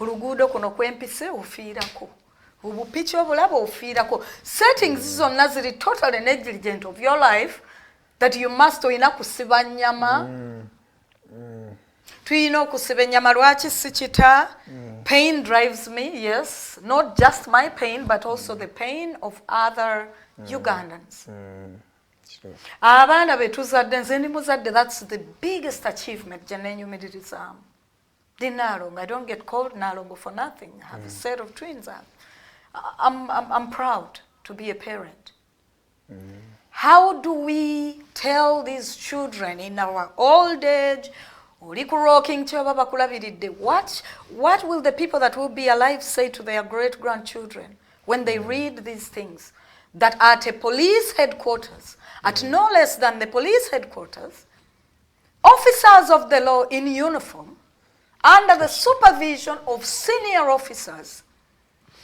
in stone throw distance from the IGP's office and his deputies that officers pounced on a very pregnant woman, not in shape to run, not in shape to fight back, and did the things they did to me, including sexual violence that caused for my bladder and uterus to rupture. What will my great-grandchild who reads that? Were there any other bystanders looking when these things were done to my great-grandmother? What are these children going to be told? That's exactly the reason lwaki sikita. Lwaki nkita nga abakola ebintu bino tebunnacha ne basolawo kukita. Ne mu police stations si bisola abaana bano. Abaana bano mu police station the officers. Tubali bisoro. Bantu. Tibukooko n'abantu nkiito beine shagama and they feel. The last time that I was taken in, mubaamu abafaayo. Yes, omulimu gumulagira kukola bivve bino. Nenga deep down it's not who they are. They tell you, my child screamed, Mama, from that hollow basement. Mama, don't take me away from Mama. Mlara namusika. When I went back, some days after, waliwo yanekiika nangamba Nalongo omwana wo muto abaana bo bato kiki. They also worry that you could die. Another time it can be fatal. Bino bibankulula kulula omugongo omukanike omubiri guno olubuto balukolamu extensive work of surgeons. Buli lwe bankulula ne bituka. I'm supposed to go to Nairobi for a procedure after what happened. Kakati lwaki sikita obulumi bungi. Obulumi munze bungi. Obulumi kubankwatako family yange bungi. Kakati okukita kye kinajjawo bino, okukita kinalekezaawo nti bakwata abasiba bala ne babakola nga bwe bankola. Okukita kinaatereeza byenjogerako bye twagala batereze. Mwami Kasajja office ye gye nali ngenza okulaba, is it his family home that he decides when people come in and they don't? No. I don't know if these public servants know that they've been carved out to be made of small gods, totally inaccessible by the public. Most definitely. These are people that are either public servants, either elected or appointed or otherwise selected, chosen by a public authority into a space. What do the public do to support these spaces? They pay taxes, we keep orderly, they live in the communities and we keep them safe. Yes. If I have a reason to access a public office as a member of the public, responsible member, I am a taxpayer.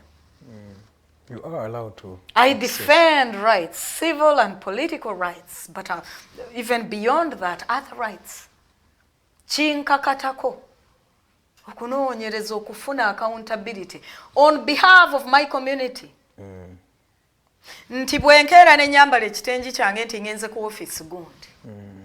Musaawa busaawa wantudde siyina gwenvumye siyina gwenkubye. Bamaze okukuba essimu mukyala gundi agenda kulaba mukyala gundi. Kale tuula awo linda. Mu ddakiika ne neetooloolwa abaserikale. discrimination nengetinga discriminated against okutyoba olw'ekitiibwa ekikuggyibwako nga abantu bonna batudde baapproachinze public office naye gw'oggiddwamu olinga omubbi omuntu atakulabangako atakumanyaga ekakazi oba kabbi oba katujju naleetebwa bwa anti-riot police aba black uniform omukyala yankuba nankunyula enviri nanyiga ebibegabega bino ebankasuka mu kabangali ne bamamba amagulu. It is horrible. Who shall give these people feedback?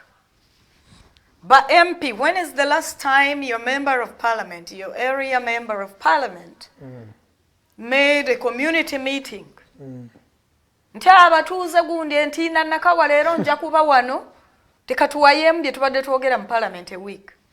I want to ask our viewers, when is the last time that person you elected into a public office came to you to take your views and give you where he has reached as your servant?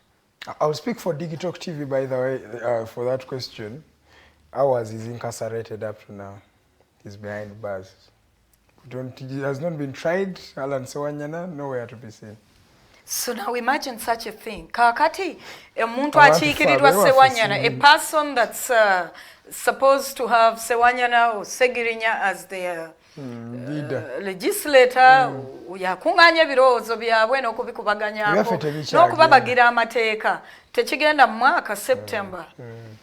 Omuntu oyo bw'ateeka engatto mu bigere bye n'agamba leero kampitire ku parliament nze mwennyini ng'omuntu pitire mu protocol mbuuze neenyizeewa kiki ekiba kimugaana. In fact, I suggest ebintu bwe bitambula e Uganda, we must start up new ways of doing things. Tugambe nti once a month or twice in a month we will have citizen authority, abantu abamu muffe okuva mu public, to either welcome ourselves to parliament or they welcome us there tutuule tulabe bulabe bye bakola. Osanga bwe tuba bayinza okukwatibwa ku nsonyi ku bimu ku bintu bye bakola. Bigenda mu maaso eyo nayo bingi. Bigenda mu maaso bingi naye bwe bayingira tugambibwa nti mu corridors omwo oba ayingidde wa opposition oba ayingidde atya bwe batuuka mu maaso wali ku kijjulo kye tubajjula ffe by the way. Bannansi ffe tubajjula ekijjulo kino. They are all friends and colleagues. Naye nga public servant alina kuweereza an elected government, not a political party.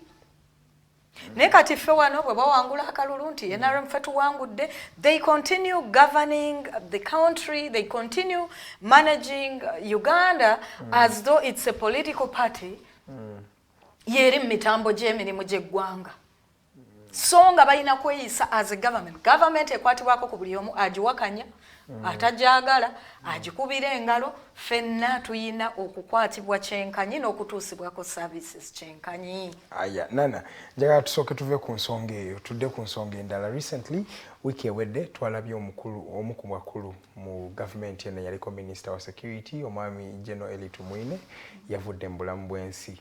Abo ayogeddwako bingi abamu bamujjukira ng'omuntu abadde mulwanyizi w'eddembe, omusajja yalwanirira eggwanga lye revolutionary n'atuuka n'okufiirwa eriiso lye ate naye kyakibadde takirumamu okubanga abajjukiza sacrifice yakolera eggwanga lino. Okuggyako ekyewuunyisa abantu abannayuganda abawansi engeri gye bapasiivinzeemu ekintu kino, people welcomed it with celebrations and relations.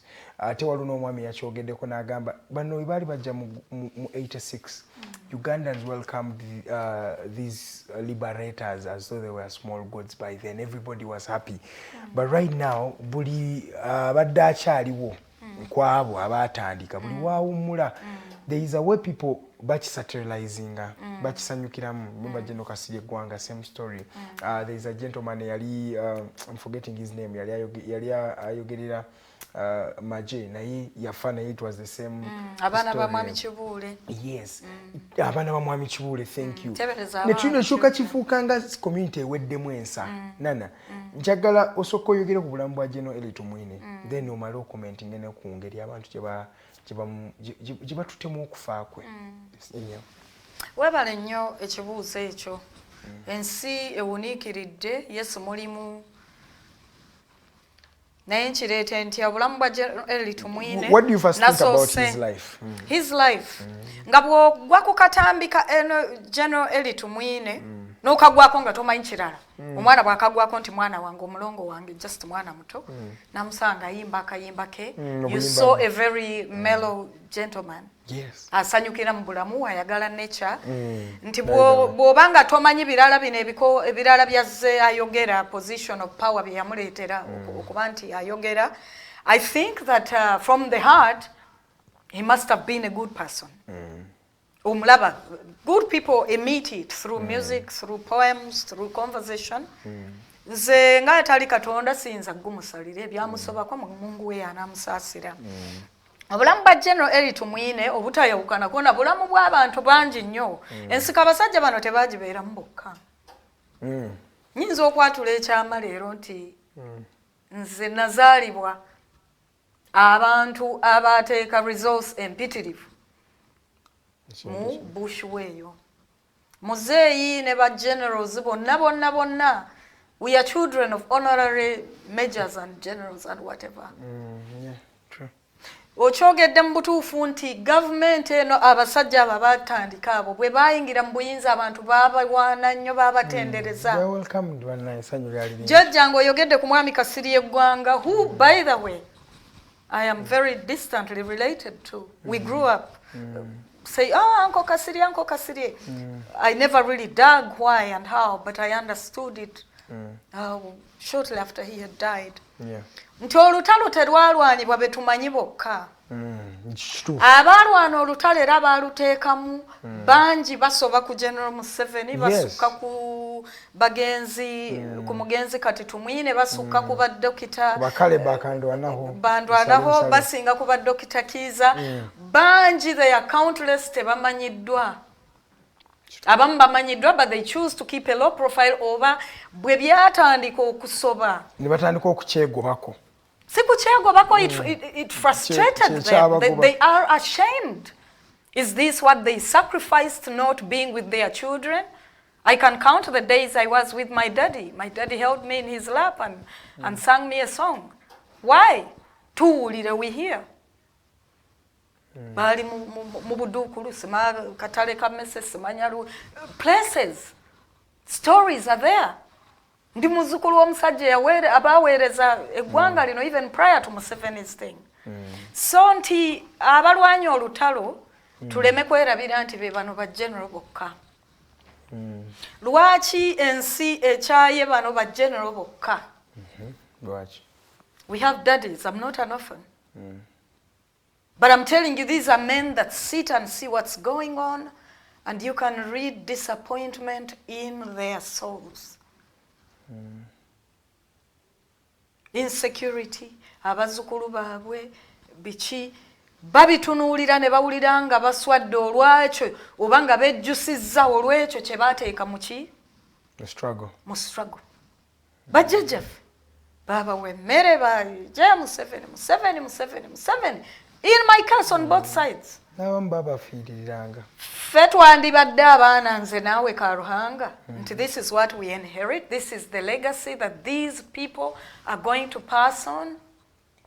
Ombuziza, why don't we give up? Why don't I give up speaking up and trying to press for accountability from those in authority? Yes. Is this legacy, Chigambo legacy, kyalabikiddeko mwera mu topic yaffe, that we just seem to have a legacy of injustice and inequality getting passed on to abaana n'abazzukulu b'abantu abakkiririza mu basajja bano ne babakuuma. Lwaki olowooza mu nsiko tebafiirayo? You think they were in the bush that nobody knew where they were? My late grandmother, they passed by her garden and took food. When she died, ba general bano baaliyo ba Kasirye Eggwanga n'anyumiza abantu emboozi.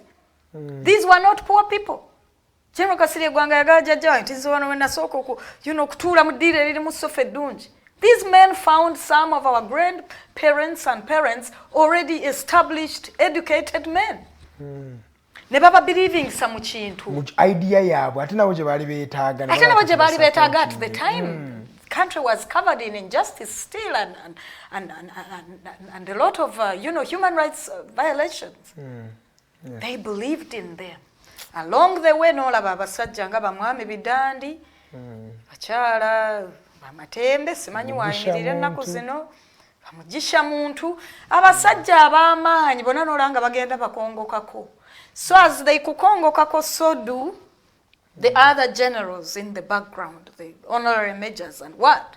Nabo baswavu nti kino kye bayamba okuleeta ki in place. General okufa kwe n'abantu okusanyuka, personally, I choose not to even comment. I don't have even one post about it. Naye abantu abo bazze bafa. Abantu abakulembedde mu government eno baba serving at particular times. Onokodde mwami Kasirye Eggwanga. Yes. Waliwo General Aronda. Yali general? By then he was a major general. Major General Aronda Nyakeirima. Nyakeirima kuya afired. Did people jubilate? Particularly as a person, I was hurt. That news found me sitting somewhere. I was deeply hurt. Some people was really a gentleman. were hurt. Yeah. By the way, people Kasirye Eggwanga newankubadde nti yasanga nga wali injustice amateeka oluusi n'agakwatira mu ngalo motoka njikubbye omupiira. He's doing it to save a larger maybe danger. Still people understood where he came from. Yeah.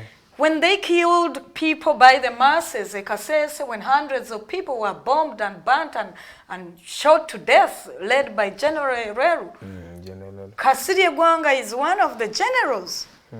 Yes. Yavayo n'agamba, we can't do this. We are trained men of the military. What does it take to round off a community? Kasese bajjeko amasanyalaze, bajjeko amazzi. You don't just need to crush everything. Teyerumanga ntama bwe kyajjanga mu bintu ebisobu. He understood nti ffe tukaddiye abato balina okujja, n'ayita ba Bobby n'amuwaayo n'ayita activist gundi n'ayogerako naawe. They were nearly statesmen. Najjukira lwo omusajja omugenzi ono yali omusuubuzi Sebaggala Seya. Uneducated as people thought him to be, that man was a statesman. Yes, he was. Tukyazaako the months leading to his death nga COVID yakatandika ne mukyala Stella Nyanzi. Netuwaya, I admired these minds, this late Sebaggala Seya's mind. Haji Sebaggala, bali basajja nga balina amagezi. Statesmen made, self-made. Nti naye public servant olwaleero, you are a minister of security. Netugwirwa akati abaganga akagwawo mu 2020 November 18th. 18 November, that people get shot at indiscriminately ne battibwa mu kibuga, and he says police has the right to shoot and kill you. If he would have carved that maybe the language, maybe police might at a given time be allowed to use reasonable force.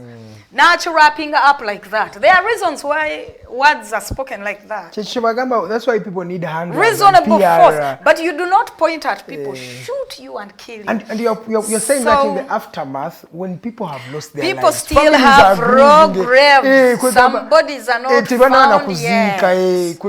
So, ebigambo ebyo byafumita abantu wala. Because I'm telling you, yensonga lwaki wadde nga sobola kupostinga nga njubilatinga sijja kuga nti ndi musanyufu. I know he has family who are maybe not totally directly related to how he has lived. Naye mu kigambo legacy. Anything you pass down. How you live and the actions you take while you are alive. They speak. Has serious impact. They speak for themselves. On how the ones you leave behind live. On when you pass, what happens. Kuba serious also kufa muba leadings mu government muno. In appointed leaders or whatever, you know, around your fans. Sijjukira omuntu ali posting at around akafe. Mwami Kasirye Eggwanga nafa. Sijjukira nti abantu bakijaguliza. Naye omwami Kibuule naye oba akyali in service mu government emukonaawo abaana be ba drowninga, beautiful twin boys, and the country twabira abantu bwe ba nti bantu bawedde mu bugwinsa I think it's the bitter fruit, consequences, repercussions. Ez'abakulembeze refusing, maybe deliberately, or misusing power, or getting too full of themselves, or getting drunk on power. Repercussions of staying too long in the same, under the same, I don't know if we should call this a leadership, under the same rule, gun rule. It has impact, far-reaching repercussions that we are yet to see. Until omuntu afand, people dance, and people get out to drink, and it's not a joke. People are not just posting, people are happy. I'm telling you, people were really through the traffic, ero wa boda nga anyumiza mu no anabauleka bafeeko. I heard that statement. Legacy of inequality, the legacy that they are leaving, that they are handing down, the gift that's being handed down to us or the ones younger than us is going to be very, very, very complicated. Time and again, I keep even posting on my Facebook, truth, justice, and reconciliation, while it is still possible. And I think it's still possible. It is. Kubaba ba mixinga mu footage buno bwobulaba ku mikululo, there are times he said very positive words. There is a time he asked when the chief in command would eventually give us. But that was after he got dropped from an office. Thank you. Why does it okay, maybe like yes. People start to rant when start to rant. Because let's speak the truth. General Tumine Adatu saying he has been sidelined. I think when your importance pamazo kujimaximize. Kati awo wenyini. The rest, mwami mujisha muntu yachigambako mu police. Think of the day when you don't have the power to do the things you're doing now. So that is why we are going to challenge the public servant, oba oli mu ministry, oba oli mu maje, oba oli wa police, oba oli musomesa, oba oli chi. It's time to reflect on the day when you're not in that space of power. When it's not your relative in there, because it does come. It will come. Whether what you want happened? it or you Just don't. Imagine what the children of General Eli Tumwine feel right now. That's what And I don't think anybody is made. Everyone biologically is wired to have empathy, to feel for others. But what has happened to the minds and hearts of Ugandans? Oh God. Extensive pain. Omano wangi. Who reads my story of what was done to me by the police? How are they ever going to sit in the same classroom with the policeman's child and respect them? They can't empathize with It is going to be hard. It will take speaking out our truth without any intimidation. It will take the need for justice being served. The police, or many okuguru, let me get justice. Then maybe it gives me the space to also sit and think, what could I have done better than I did today? You actually say something that is right. Reconciliation while it's still possible. We're in a country where justice, where many people are hurt, many people have not got justice, and there is a way we have normalized it. Like the Uganda human rights. Last 2020, that is 2 years ago, when those people died, November 18th and 19th. Up to today, no one has been convicted. This is 220. No one has been even There is charged. Kasese. There is Kasese. When did that happen? There was more than 300. Instead, they took the victims and locked them up. Many of them have died in custody. Many people were killed. We hear their king is sick in custody. But wasn't there a possibility, wasn't there a chance for truth, justice, and reconciliation? Under any leadership, there are going to be people that are discontented. Even if we got a new government today, don't be surprised when you find Nana saying, human rights, you're violating our rights. Like nobody ever does it perfectly. Do the ones in civil service today. Do the civil servants, so even government officials. It's more or less the same thing. Because you serve in public offices because either you've been elected or appointed or do they ever envision a day out of this power. Even before you lose the power, the day ngoli kundiri. I want to give you an example before. Ngoli kundiri. Chebava badduka ndoza ne bagenda ne Kenya obe buyindi oba wa. Bintu bino byonna nabibuuza dda 2018 mu mwezi ogw'omwenda nga 7. Nayingira olukuŋŋaana omwali tax enhancement. Nembuuza abasajja bano. Buli Munnayuganda bw'anaalwala anaasobola okutwalibwa buyindi oba Kenya. Ekisoboka. Do you think they could even be scared of being under the hands of medical personnel of Uganda because of the way they treat us? Because today, the medical doctor has Nana lying there with bruises and a broken back because police beat them. And then tomorrow, the IGP, God forbid, or other police officer is lying before the same medical doctor. The irony. People remain, natural. We are people, human beings. The irony nti medical doctor akukwatako twala ba general mwami Katumba wamala ebitiibwa byabwe mbibuzaabuza naye general. He's a general. Mukama yasaasira nti obulamu akyabulina. Naye olunaku lwe bamwolekereza amasasi ne bamuttira omwana we ow'obuwala mu ngalo. Mu kiwalazzima ng'abassi bamaze okugenda alaba omwana we afudde. Abuuza ensingi koze eki bannaye nkoze eki muntwala naye ng'abaliwo okumutaasa essaawa be bantu ba bulijjo. Boda men be baaliwa. They sat with him on the boat. They are the ones that carried his fragile body, human, breathing self to the hospital. The irony nti boduumira leero babakube tear gas olw'okuba nti bazze babuuza ebyenjigiriza y'abaana baffe naki bintu ebiri general. Enkya weesanga mu position nga you at their mercy. Legacy abantu babadde ki? Why celebrate death? It's unheard of. Certain minds who come, you people, we are African, we must remain African.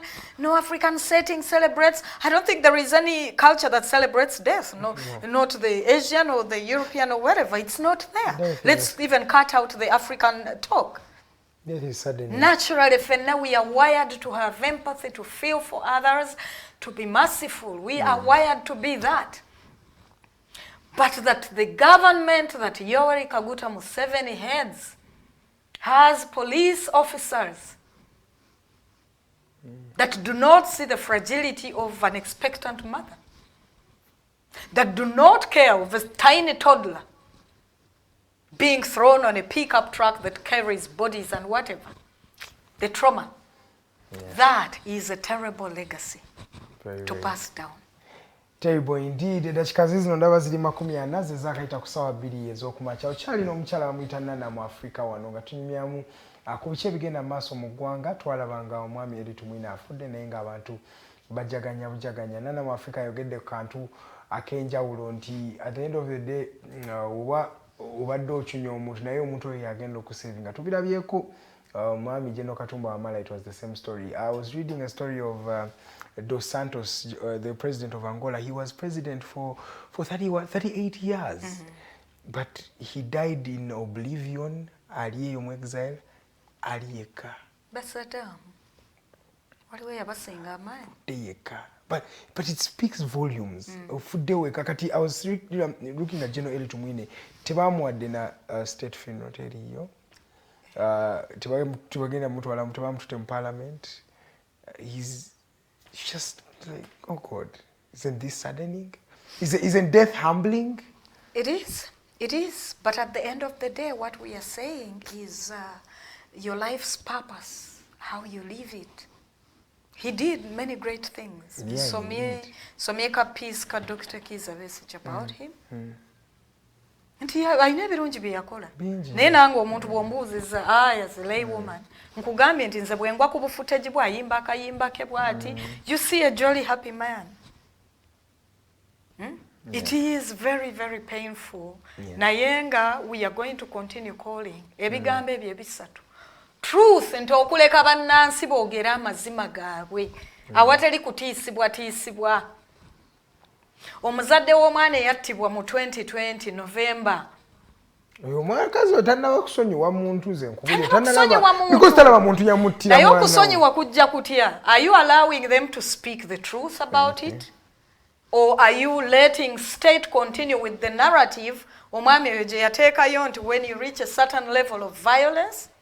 People were not being violent. People were simply saying no to something that was happening. But even the ones that were killed or were murdered were not part in any way part of. No, you look at the lady who was just carrying her chips and walking. A child who was going to buy something. A child.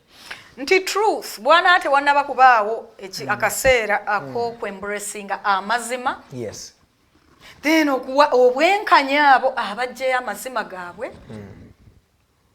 Reconciliation okugwingana mu bifuba because people are not made hard-hearted. Abantu bonna bagonvu.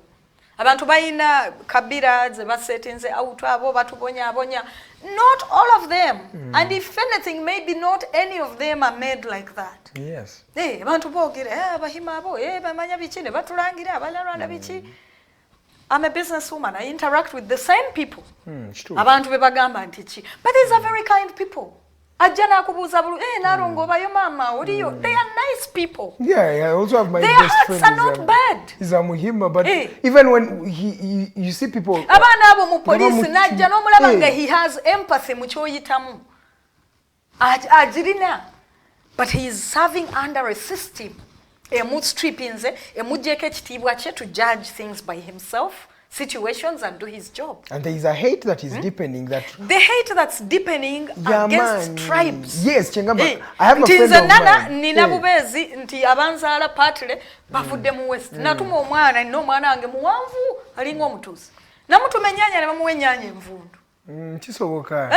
Bwe anedda. I was like nearly the whole thing was. And I told him, and you couldn't speak up. He's like, I tried to touch them. I said, and one woman said in Luganda, Bebo bebalina sente muwakuviri. Exactly. This is just a teenager suffering. He's a muhima, he's young, my age. No, and he isn't. Ngatabimanyina bitabirina akomusajja naye ali abikomando ngaffe. Naye osanga there is a way they look at him. Abaana bano bavuga piki, navuga amata ne batuleetera amata, waliwo abavuga amata abalaalo. Waliwo omulaalo navuga amata. They are nice people struggling just like you and me. Naye kakati nti ebikolwa byabamu muffe tumwina abadde muhima nedda. General Katumba Wamala bw'ayogera byayogera abeera muhima nedda. Nti abali mu buyinza okukola bye bakola erweru muhima. No. So we must cut out the tribal party. You can't identify someone by their tribe only. The majority, abaveeyo, bali bulungi. Kwegamba byonna bisigala nti human nature. Obujja bubaawo but okubuuliragana amazima. Okufuna obwenkanya justice. Otherwise tukyalaba bino bikyeyongera nnyo. Jacob Olanya bwe yafa. Abalala nabo ba celebrity. Waliwo Nalongo munnange yalina poems nga zigenda buli lunaku. Nalongo akyawa gundi Olanya nti kubanga Olanya muhimu oba mukimu nyankole no. So nti ekintu kino kijja kuluma ffenna. Olanya was fighting for his life and people were saying mumufulumye wano. You see what it speaks? Nana soka tukomaawo ku mboozi eno gyatwogereko ku bigenda maaso mu kakiiko kakosase wali Uganda Airlines tuyinamu omukyala afuna $487 buli mwezi. Every 30 days there is a human being who gets 87 million. Stop joking with this world. People read their books, but unfortunately the irony is the books nazo tebiwera. Kati abantu buli omu ali mu kike Jennifer bamuturaki kike kigenda maaso njagala nange nfune ku ndowooza yo gwe ng'omulwanyizi w'eddembe ebintu bino obiraba otya nga waliyo omuntu afuna $487 buli mwezi naye nga ne paslip ye tagirina ng'ate yagraduatinga myaka nga 27 emabega mu 94 paka ssaawa zino paslip kyekaterabikanga naye nga alina omulimu guli as lucrative as that. Era ekyo nakyo kyekimu ku nsonga nze endaba yange endaba yaakyo have been actually accused of being controversial. Natuulira ensonga eyo naye ntunuulira oludda olwinterrogating Abamuturaki ne ttiimu ye nentunuulira oludda olw'Abamuturaki nembulwawo nenfunawo question mark nga nnene abantu batuyita controversial bamuturaki 88 zitutte waka 88 this is Uganda shillings and they are calling her CEO CEO batunuulire world over ekyo nga tetunnakitukako but maybe because of our poverty twavuwaziddwa mindset n'enyigirizibwa yes 87 tulaba nyingi and in the currency ye Uganda etalina value at all well compared to other civil servants leeta omusomeso leeta teacher leeta doctor leeta MP it is a lot of money true naye nze nasigala ku kiri natunula oludda n'oludda bonna babiri abachunya ow'ekinaana mu omusanvu bafuna mmeka ate zaabwe tekirina clear tewali clarity ziringa 40 tetukakasa naye tetukakasa tuba tuli awo nti omwezi guno beeyongeddeyo 10 tuba tuli awo nti bafunye ebibiri eby'emmotoka baliddeyo ebibiri eby'emmotoka kati eriyo nti kati mugende mulabe abaagundi parish model abachunya owa airline members of parliament webuweddekaawo in the middle of this inflation tukaaba amafuta waliwo leader yavanaga the price of fuel is not yet a cause of alarm it's still very okay one leader says that and we have 500 and something MPs 500 nga buli omu ayolera mu ana plus zebegabidde plus allowance plus bwafunamu enkenyera ennyonyi mututte Aga Khan plus everything else. Where is the difference? Abanga yenkanye ne bamuturaki they're the same. A public servant will be either chosen, appointed, or otherwise by merit of their papers or what. Bwe baba bagamba nti ebyo byonna impunity. Omukulembeze ogwanga obiyisa era obudde nga Katumba wamala yakafiirwa omwana we. President yavaayo n'agamba atutandika okuwa ku baana babakulu babalwanyi bano emirimu teyakyogere wayise emyezi emeka mwami Katumba n'akwata eddimu n'ali kubakwani kuba muturaki atakoze na application while that in itself isn't what is right. What is right? The MP getting the 50-70 million against a specialist doctor in Mulago of 3 million? Thank you. What is right? A teacher. Bamturaki getting 87 and the MP that is the interrogation to me is quite okay. But if you are choosing nafeba activists nze nsoka I first come diplomatically. IGP kino na kino ne kino. Nti bwe tulema okukkaanya diplomatically wenva n'enninnya ki eddala n'enninnya eddala n'enninnya emmeeza ne oba ne mukyomera. Ba MP baba basalawo nti kati basazeewo kusiba suuti tie ba MP abo opposition abasinga bayingidde MP via activism with the promise of mass action you know of total refusal. We saw activists enter parliament. As we speak they have their tie set. They find this very normal that they sit by the 500 and something for a month, all of them, each of them to take away that amount. The parliament is more costly than this airline, if not the same. It's the same loss. Parliament eyongera ki ku GDP. Bamemba ba parliament ebikumbi 5 n'ekintu. Bongera ki ku GDP ya Uganda. Tewali yadde n'ekimu. Muna Uganda kyemubuuze. So while tekyandibadde kibi okusoya ebibuuzo lwaki bamuturaki Katumba yamuteekawo atya tuleme nnyo kwekubira ludda. Emitima nti tubonyeebonye nnyo ffenna tuli almost opposition at every level. Ekintu ne kiba kikubenefitinga you are opposition. Bamuturaki bwe yandibadde alina ebitabo byo if she's appointed the manner in which a committee of parliament should handle such a case for me I think should be much better, should be much more professional. To me it looked waliwo mukyala a black beauty in that committee yatunulira bamuturaki n'amubuuza ekibuuzo ng'alinga amuziimula nga body language ng'amaaso gasituka bwe gati kyogamba did you apply for that job? But this is a profession. Feeling. Yes. Nti kyekiri kyemugambye truth justice. But asserting no labanga abazize to attack the person of the woman Bamuturaki other than finding answers to the questions that they are asking. nzawe nakifuniramu obuzibu ate obuzibu ne bugenda bweyongera because there is a legislator when I would mention is that yine centers twalawa kwata zitazirabika. Exactly. Jesus. Naye twamulaba mukatami gaga nti ne sente ezo zennyini sizakwata ate bamutulake ade yakamala emyezi just in that position. So ndowooza tannafuna misaala giwera esatu. Much has just been working in the same background. Wano particularly kuguno omulimu.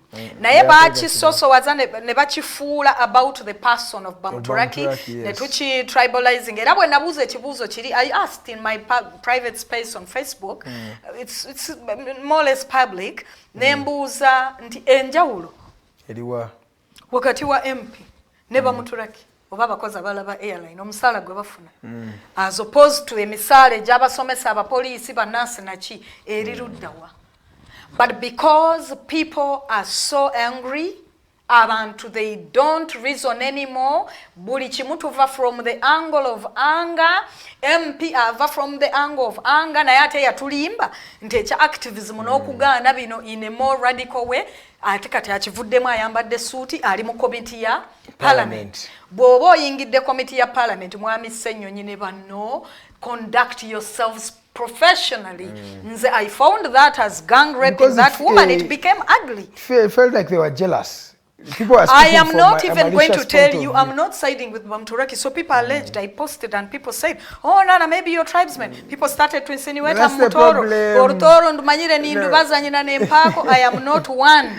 But I am objectively looking at a situation. Yes. The MP and the employee or CEO. People don't like people who are objective in this country. I want you to know. So they find a way. They don't like it. They don't posts, like it. Starting from families. All my posts about the Bamuturaki and the MPs saga, the unprofessional manner of the MPs conducting this, and we see that it was so unprofessional, it attracted members of the family of this girl and friends to come out and also behave even in a worse manner, threats nachi. Ekintu buli lw'okijja mu kubeera professional, n'okitwala on a personal level. Even these people have relatives.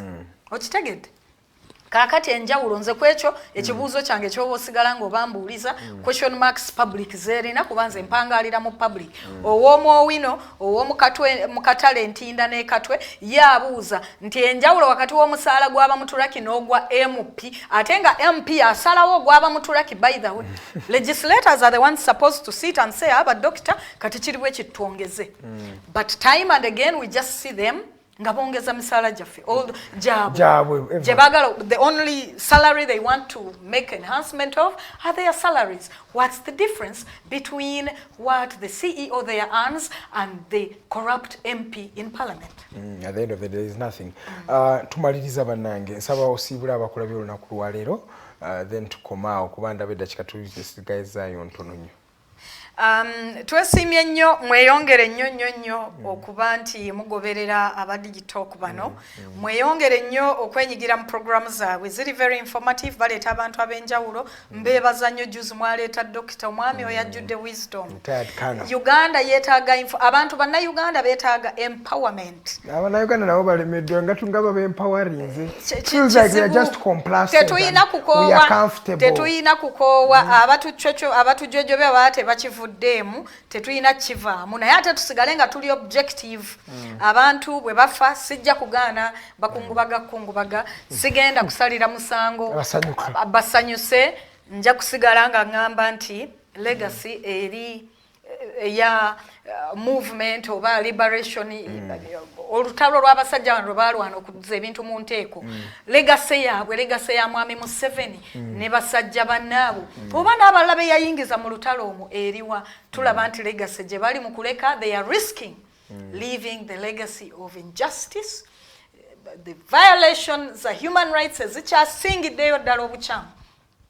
Tulaba nti tewali njawulo n'abo be bajja okulwanyisa okujja mu buyinza. All right, thank you so much Nana Mwafrika. Just 4 minutes to 9 a.m. Thank you so much for watching the Mighty Drive Show. Nonze bino ebintu byonna bigenda maaso mu ggwanga mbaako ne kenjigamu njize nti no, at the end of the day is that ultimate equalizer, wealthy or poor, blind or able to see, ugly or cute, mwenna fena tulina the same line, so just be humble, be humble at the end of the day, because fena dust we came from, dust shall we go back to. That is what the Bible says. Thank you so much for watching the Mighty Drive today. It was a beautiful experience. Thank you so much, Rogers Lyabwe was there in the first hour, and thank you so much, Nana Mwafrika, and thank you so much for our special viewers, Mr. Norman Tumivis, and all of those who have been watching. Thank you so much. A special shout outs to Mr. Ditenjo, who has been on camera. Thank you so much. Arnold Mokose Anthony, the programs director of this place. Thank you. Jeremiah Muchibi.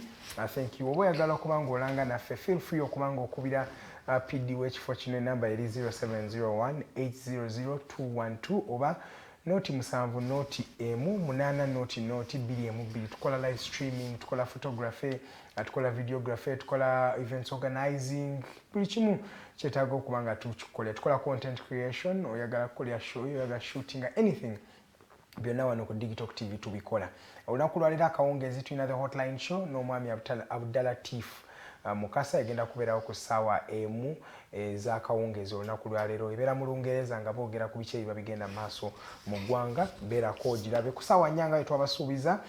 Tulina special broadcast ey'okujjukira omwami Yona Kanyomozi eyatuvuddeko olunaku lw'eggulo. Wano nga Digitalk TV tugenda kuba tumuselebrate nga twali naye ku birthday ewedde eno recently, era twagezaako okuwulira biki byera atugamba. So kusaawa nnya zennyini eza ku makya tugenda kubeera wano nga tumuwa special broadcast omisinga. Olunaku lw'enkya tulina teekaki ku ssaawa 5 omwami Katoto Musiime abeerawo wano mpolampola nga twogera ku mateeka. Then ne shows ez'enjawulo zibeerawo wano ku Digitalk TV enkya, era nkyaliwo wano ku The Mighty Drive tugenda beerawo ku ssaawa emu ey'okumakya. Mwebale kubanga mwekumidde ku TV eno. See you tomorrow, same time, same station. Good morning, Uganda.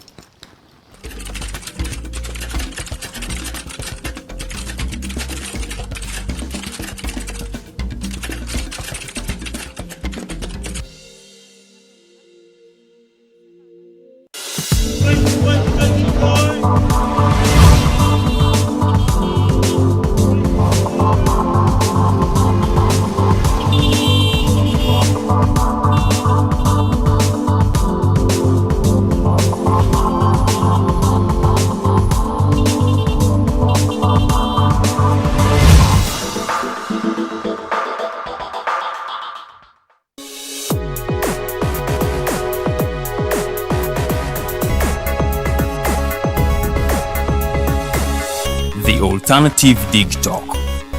Real issues, real talk. Fellow citizens, following the sequence of events, Uganda seems to be at political crossroads.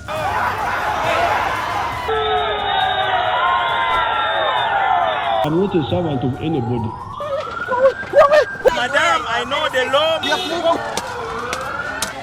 As such, Alternative Digital brings you the Interface Show with retired Colonel Dr. Kiza Besuje. Let's keep on the same page on Alternative Digitalk, as he gives you the alternatives on the transition question, rule of law, human rights and freedom, youth inclusion in governance, economic stagnation, as he confirms. I'll be always here Saturday from 10 a.m. in the morning. Be there. Don't miss the live discussion on the Alternative Uganda, Digitalk TV Facebook pages, and the Alternative Uganda YouTube channel.